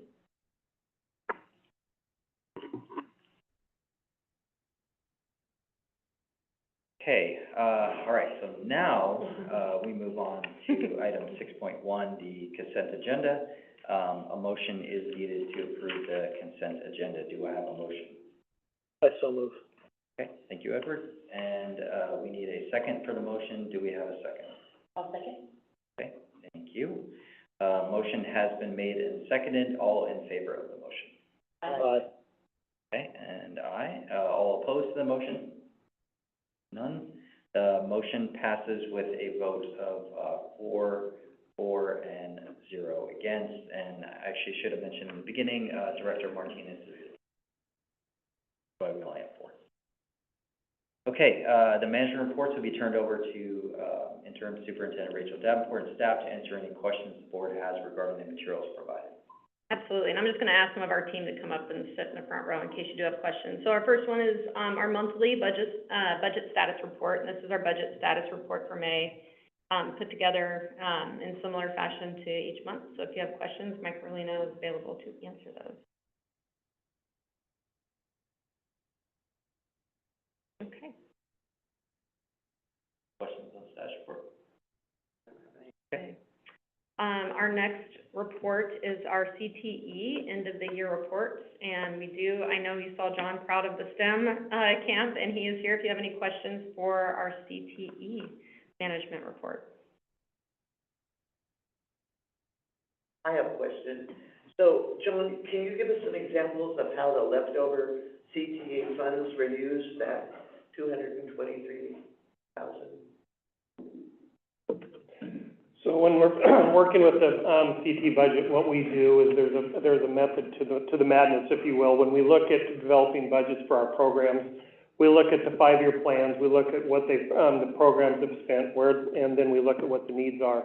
We have a rotation of different projects that we use extra money for, ranging from first year. I'll give an example. We remodeled our ONIN. We've done many different computer labs, and because we still are using some of the high-powered computer labs for our engineering and our video and stuff, so we have to continue to keep those up to speed.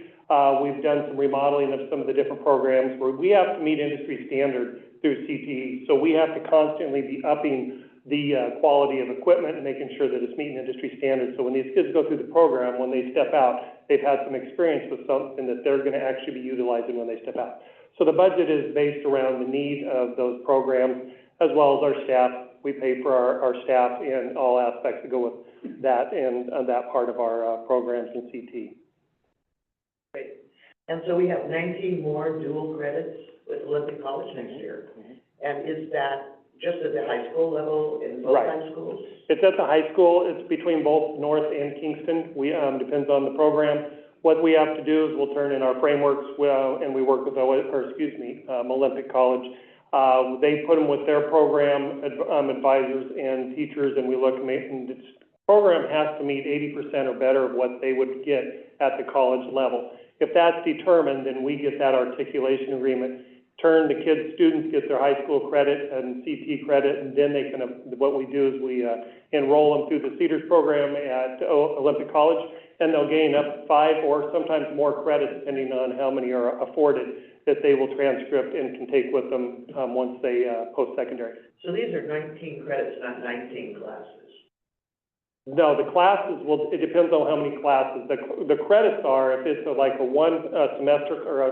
year-long class, they can get up to 5 credits at Olympic College. So if we have, 19 different classes that have, the number of credits that are available vary. Our culinary program alone, if the kids take all 4 of those classes all 4 years, can get up to 17 college credits with the articulation agreements we have. So they have to choose to do that, and they have to get a B or better in our courses in order to do that. And that would be part of one of our pathways. Absolutely. So that would be a pathway. Right. Yep. So the articulation, real quickly, thanks for bringing that up, Rachel. When we do, to build a CT pathway or a CT graduation pathway, Greg mentioned that there has to be 2 classes in the same program. Our programs are Ag, Foods, Natural Resource, Skills and Tech, Health Sciences, STEM, Engineering, Business and Marketing. They're all the different program areas, and we have all our classes that are built within those program areas. So if you take, for example, our Ag classes, they're the easiest ones to remember because that was my old program. So basically, if you take your Ag program, you take an Animal Science and a Crop Science. or a plant science, that's 2 classes. The animal science, if it's articulated or has an industry-recognized cert attached to it, that builds that, a graduation pathway for that student. So that's that. If there's an articulated class, like for example, in our marketing, if they take entrepreneurship and marketing, marketing has an articulation with OC, that builds that graduation pathway. Oh, well. So when we have a variety of those. Yeah, on that cross-credit metric, it seems like a lot of the credits were for electives or science. It seems like you could justify math in a lot of those areas. Is there ways that we could get maybe more math? So the way we get our equivalency credits is we go through the board approved policy and procedure, and we have to bring both sides of the coin to the table, if you will. So what we have to do is we look at the framework. Every one of our CT frameworks is built with all standards. There are industry standards, engineering standards, we use that as an example. And then on top of that, we put in all the math standards that we may be hitting, all the science, all the tech, all the different English language, all the different standards that we and those students will be achieving within that framework, within that class. We have to come to the table with that. We'll bring counselors from both sides. We'll bring the department head from whatever department, whether it be math or science, from each, myself, Craig Berry. We sit down, we look at the framework, we look at all the standards, and we as a team decide, is this and does it meet enough to acquire or be equal to what would be needed to maintain a math credit or a science credit?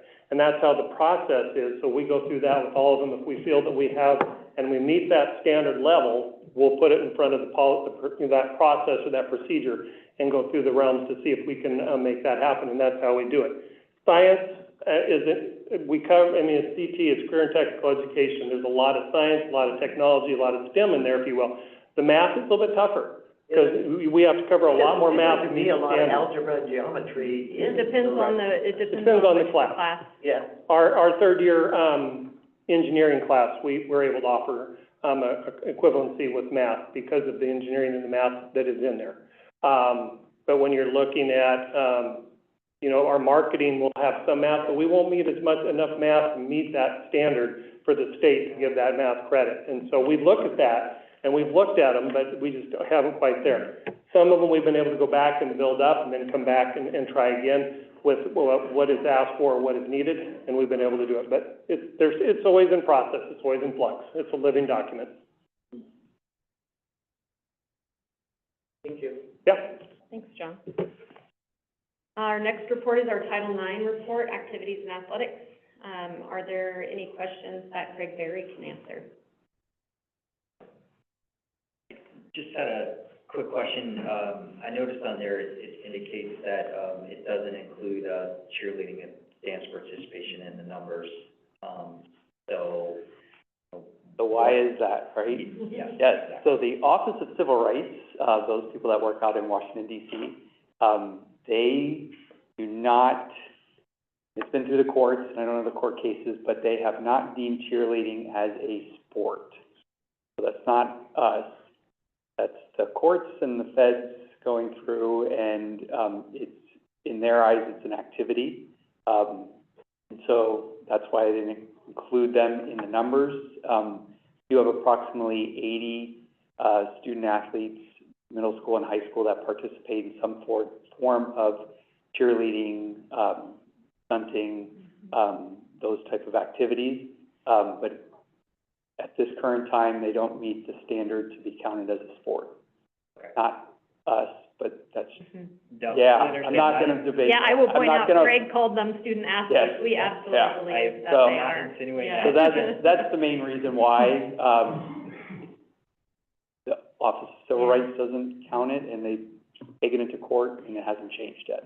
So, Do they count dance and gymnastics? it counts, gymnastics is Gymnastics, considered a yeah. sport. Like a lot of It's- cheerleaders. Yep, dance. somebody, yep, So I think it's important to bring that out, to realize that these numbers, I don't think 100% accurately represent it, It's just, I saw one of the comments in there, regarding, C-team, for male athletes. I'd hate for us to, pull back on their participation if, the numbers don't totally represented. We have a ways to go to meet proportionality, between our male and female students.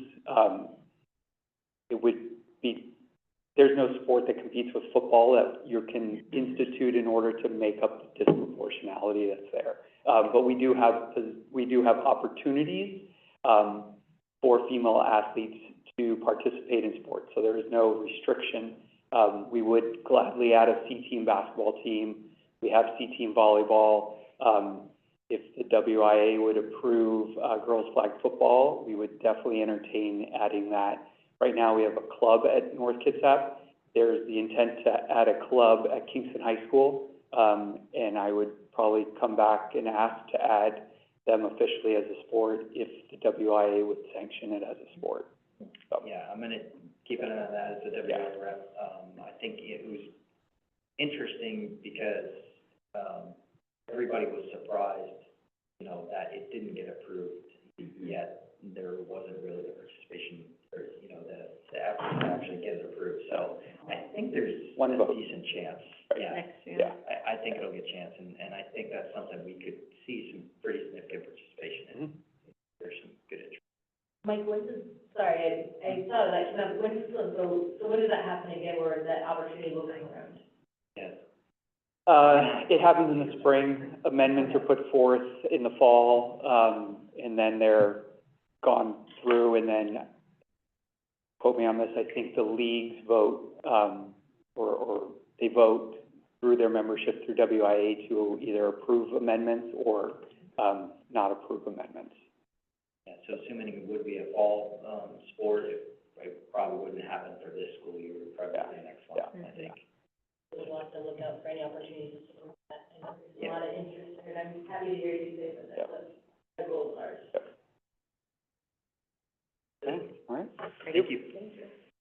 Our next report is on our use of force. It's a state-required report that, we have to provide this information to the state, and typically Lori Boughton is the person that collects this data for our district. Are there any questions on that?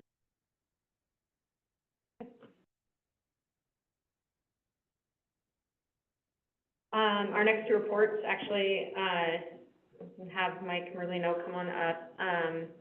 The one I know we discussed a little bit is that state audit report, and going through the entire report. Any questions?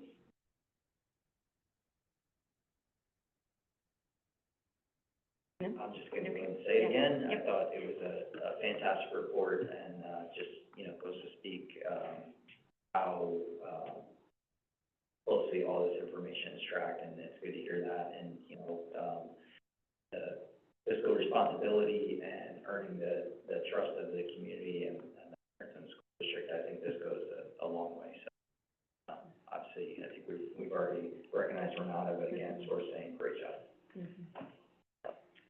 I just thought maybe, I was excited to also note the cost savings due to the diligence of the staff and the team that put it together with. So the initial estimated cost was $35,000 and the actual $64,000, and in the world of, schooling in our kids, $11,000, I think is a good savings, so that was a highlight that I appreciated. Pointed out due to the great work of the staff, so. You know, Mike, your team is very professional and well-versed in what they need to do, and that really takes a load off of us. Thank you. And I just want to say that, that team was here before I was here, so they do a great job. Renata, Laura, Shelley, Jody, all, but it's across the district. Val manages grants, people that work in it, so it's a team effort, definitely. Thank you. Our last report is to talk about our capital levy resolution. So I prepared a management report kind of talking about a capital levy. We've talked about it in previous meetings. I'll talk a little bit about that, and then I also want to talk a little bit about the last couple of weeks with respect to meetings and the facilities committee as well. The capital, there's a little more urgency with respect to the timing and the number of meetings that we've been having, because the election that we're targeting is November 4th, I think it's November 4th, I don't know if it's even November 4th, it's the Tuesday in November, Election Day, that we would be talking about a capital levy. In order for us to get that on the ballot, we have to pass the resolution at the board level, by August 6th. So the meeting where you would be considering that is the July 25th, board meeting, which means the week before that, you need to actually have an official resolution in front of you that you can take a look at and review. So we kind of started talking about this as a facilities committee, because there were people on the committee that were interested in bonds, capital levies, you know, what's the difference between the two, what should we consider. I think early on the committee determined that we needed more time. I think one of the things we've talked about is building trust with the community. We want to certainly build trust, continue to build trust with the community. That is something that takes time. It's not something that happens in a month or 2 months or 3 months. And so that was the real reason that we considered, if we were going to run a bond, that it needed to be down the road a little bit so that we had the opportunity for the facilities committee to do the work and actually go through all of these jobs that are required transparently with the community before we got to that point. That, I think, very early led the committee to the idea that a capital levy made the most sense. And if you remember when the district passed the capital levy in 2022, it was a 4-year levy with, I think it was approximately $13 million in 2023, $14 million in 24. Those are round numbers. It's not exactly those numbers. And then dropped down in 25 and then stayed down in 26. And the drop was with the idea that in 2024 a bond would be run and the bond would make up that rate to keep a flat tax rate. And so obviously that didn't occur. What was presented to the committee was the concept of running a capital levy back to the point that we bring that number where it was 13, 14, 4, 3, back up to basically 13, 14, 15, 16. So for the first 2 years of the levy, run for numbers like 10 million, 11 million, right in that range, which would keep the levy rate flat for the taxpayers and allow us to continue to do the capital renewal work that's been being done since the capital levy was passed in 2018. A different thing that was added then was another thing that I don't think districts typically don't want to run a lot of elections, because when you run too many elections, it can be kind of confusing. And so in the capital levy, there are two components. There's the infrastructure capital renewal part of the levy, and then there's also the technology part of the levy. So the technology is important for us to continue. You heard a lot of conversation today about the technology work that's ongoing right now in the district with the one-to-one initiative. So what the concept was discussed at the committee level was to actually run a 6-year capital levy, 2 years at the number increasing up to a larger, like 10 million, 11 million, and then dropping down that number so it's just technology for the next 4 years, and lining up a moment in time where if the board and the district determines that we want to run either a bond or another capital levy, after the facilities committee does the work and outlines the work and presents it to you, presents it to the community, it would set us up for the possibility to run something in 2026. Now, we have an EP&O levy renewal in 2026. We would naturally have a capital levy renewal in 2026.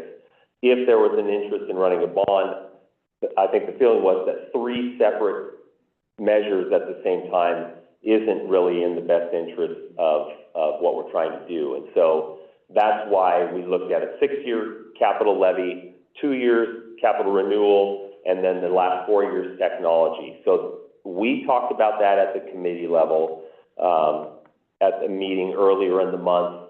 We talked again about it last night, and the committee endorsed that. I had hoped that some members would be here today as well, but we, to answer questions that you might have about the committee, I'm glad that a couple of you were able to be at some of the meetings that we had, the forums that we had, to see Really, I think one of the most impressive things to see is exactly what Rachel alluded to, is the commitment from the committee and the number of people that have been participating as committee members at these meetings, and being willing to stand up in front of the group that is there and explain the process and the work they've done, being happy to sit at tables with community members and answer their questions and talk about the experience.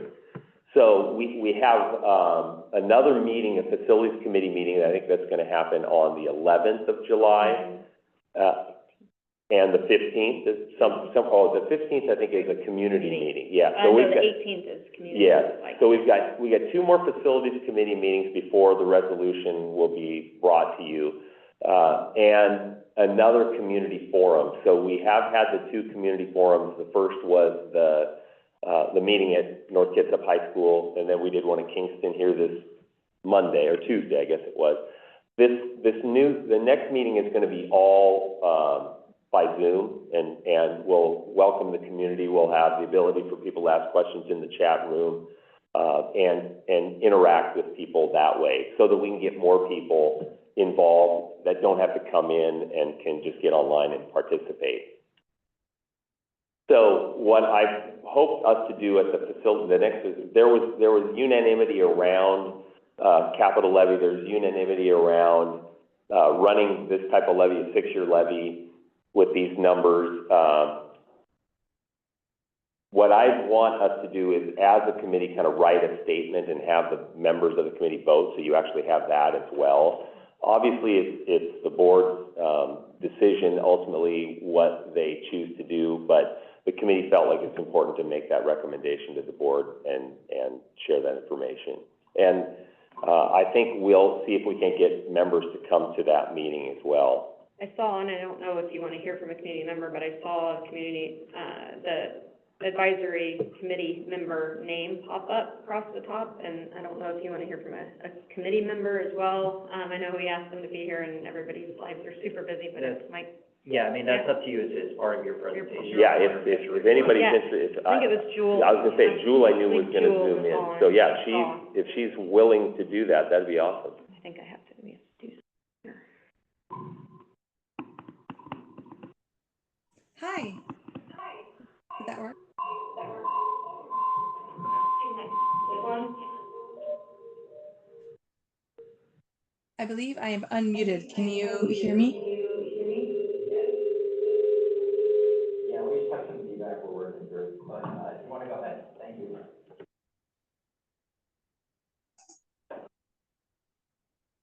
Go ahead, Jewel. Okay, so you can hear me? Yes. Oh, great. I can echo everything that Mike said. It is reflective of the discussions that the committee has been having, as well as discussions that hopefully can be reflected with the board in terms of what Scott Hendon brought up, as far as trust and being transparent with the recommendations that we make to the board when we are able to make those recommendations. As Mike said, we have 2 more committee meetings and 1 community meeting. It's a lot of work. Our next committee meeting, which I thought was July 10th, but now we have to confirm because Mike's date was the 11th. We will be coming to the meeting, at least a fair number of us members will be coming to the meeting with our recommendations based off of what we've seen, and then we'll be having a discussion as a committee and really just trying to drill down what we can feasibly do with a levy and how can we plan for the future in a way that is economically responsible and allows for growth and many more things. Does anyone have any specific questions?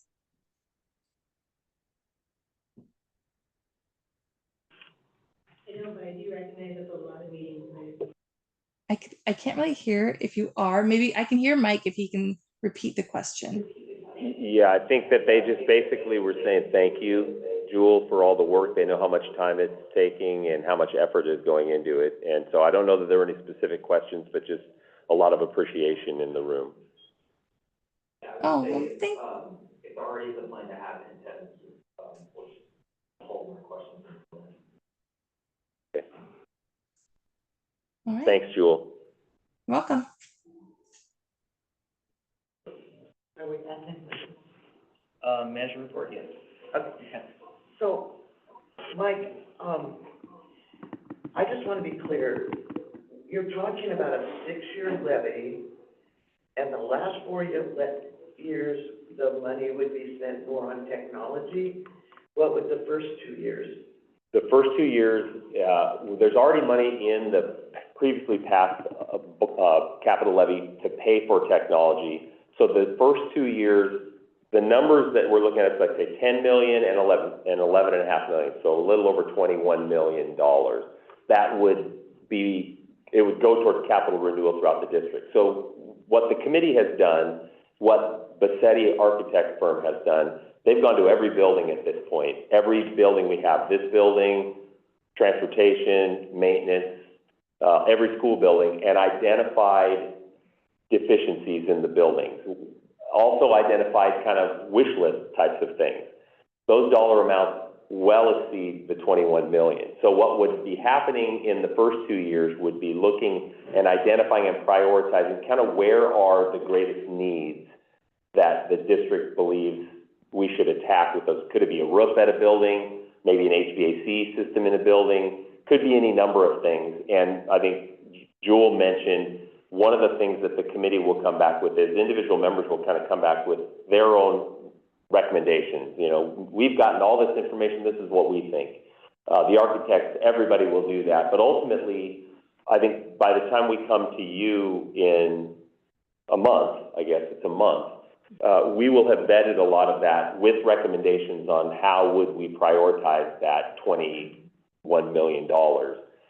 Then in years 3, 4, 5, and 6, that's when we just run, it's money set is there for technology. And the idea would be that in 2025, 2026, in 26, you'd run another, either a bond or a capital levy that would then begin in 2027 for a larger amount of money. For building. Correct. And the whole thing is, we have a short-term issue because we've got to make a decision pretty quickly if we're going to do something in 2024. But we have a longer-term issue that we need to spend more time on coming up with what the actual really good plan looks like. That looks at every building and says over a 20-year period, we need to do this at this point, we need to do this at this, a roof here, flooring here, HVAC system, or if it's a building that needs to be replaced. I mean, I think something that the committee clearly feels is that Pearson, after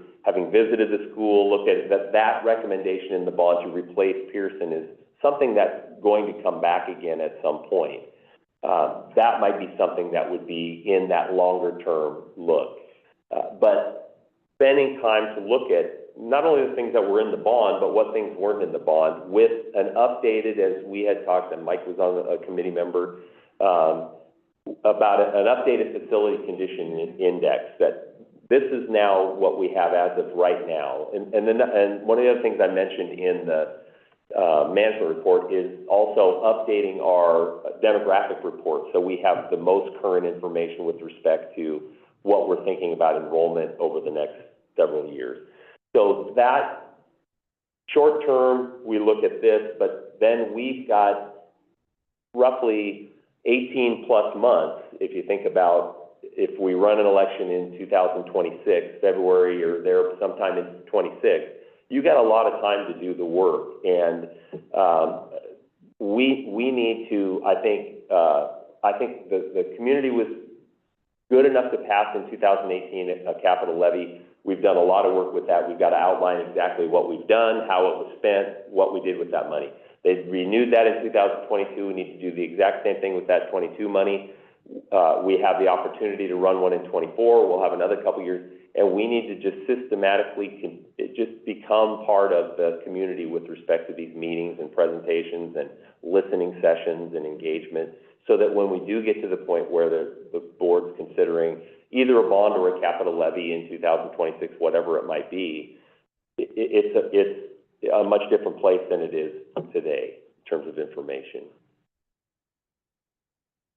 So on the 25th, will we be able to, the week before that, actually see what the priorities for that money would be? Yeah, I think what we have to do, is, because not only do we have to pass the resolution, we have to also have ballot language, at that time. So we've got to get, I don't think we're in a position to be real broad with what we're talking about doing. I think we need to be as specific as we can about those things. I would anticipate maybe some different options coming forward, or a recommendation with different options, and then you having the ability to kind of weigh in on that as well. Oh.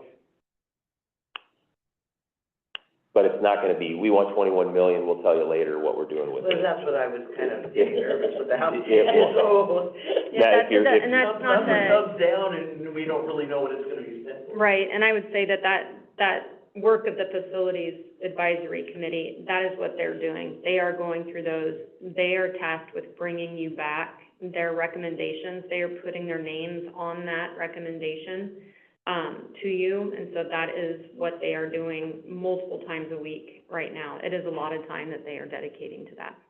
And I think a lot of time has been spent, on the Facility Advisory Committee website that outlines on the district's website the meeting dates, the minutes from the meetings, the slide decks that were in the meetings, and each of those slide decks lists all of these projects that have been brought forward as potential. And it's all draft because they're constantly reworking the numbers, but, it's all out there for everyone to see. And if you need a quick link, we sent it out today, so you can hit that link and go in there, and you can see exactly what's in the minutes. You can see the reports that the committee is looking at. You can see what is being presented at the community forum. We put in FAQs, and so the website is fairly robust. I think this is a great plan, to address the emergent needs, first, recognizing the amount of work that was done leading up to the bond. It's a multi-year process to do that. So to, take the time to update our data, both analytics and on the condition assessment side, address emergent needs, and then making sure that we have the long-term plan so that we can then look at that. So, not talking to specifics, but I think that the process, is very good. And again, tons of work being done by the by the advisory committee, but also, the city architects. I think it was a good move to lean on them. Just really looking forward to see what the, project layout is. It's just, again, we know that, even at our current levy, we're still under what our surrounding communities are. And even if you look at the district with comparable school districts, we're still underneath that. I think we have to make this investment, in our facilities to make sure that, we have effective, safe learning environments for our students, but then also for the staff that are working in it, appropriate working conditions. I think, it's safe to say that that's probably questionable right now in some of our facilities. So I think that, again, whenever you're talking facilities, we're looking at, 20, 30-year plans. It's at the point where we have to start making this investment. I think that's a reasonable ask from the community to do that. Thank you, Mike. Thank you. And Jewel.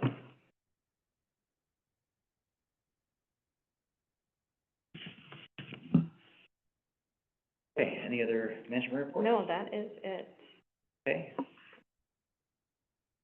The next agenda item is public comments. So again, we have, one speaker, for this public comment, period, who's gonna be on Zoom. So that is, Stacy Schmeckel. So Stacy, you'll be promoted, and then if you could then turn on your, camera and unmute your microphone.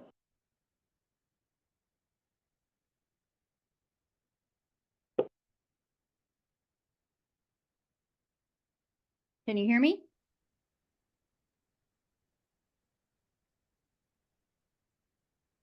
Can you hear me? Yes, we can. You can go ahead and start. Okay, thank you. Good evening, elected North Kitsap School Board Directors, Appointed Director, Interim Superintendent Davenport, Finance Director Merlino, and Communications Coordinator Markarian. My comments are directed towards you. I hear over and over how the school district is ready to move forward. The community wants to feel ready to move forward. And one action you can take to restore the broken trust is to follow the laws of the Open Public Meetings Act.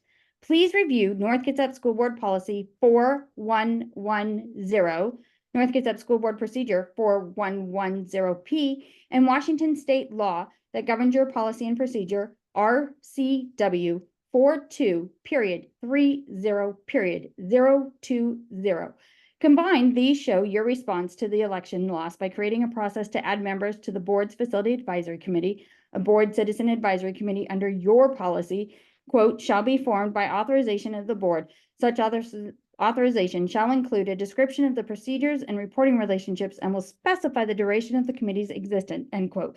Could you please share this information could you please ensure this information is provided on your FAC website? Your procedure number 4110P states in section G, if the committee acts on behalf of the board, conducts hearings, or takes testimony or public comment, its meetings will be open to the public.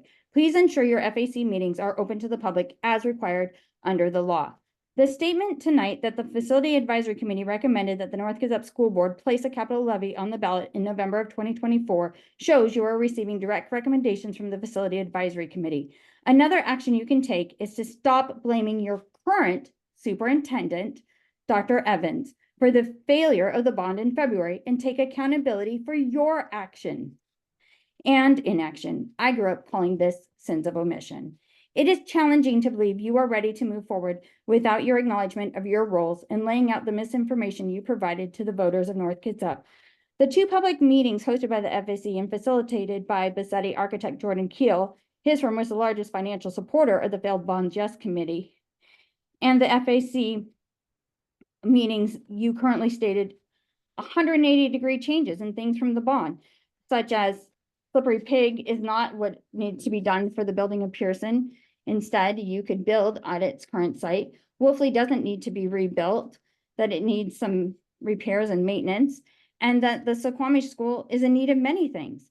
And the largest change is that you are now saying we could run a levy when you implied we could not previously. It was impossible. It seems a big ask to have you change 180 degrees and expect us to just trust you when you have not accepted responsibility. Please share how and why we should trust the new information when Board Director Desmond at the NKHS FAC meeting last week implied the district does not have the ability to get an easement at Lone Maple when that was provided in writing to the district long ago. Help us move forward by taking action to restore trust with transparency, inclusion, and honesty. Thank you. All right, thank you.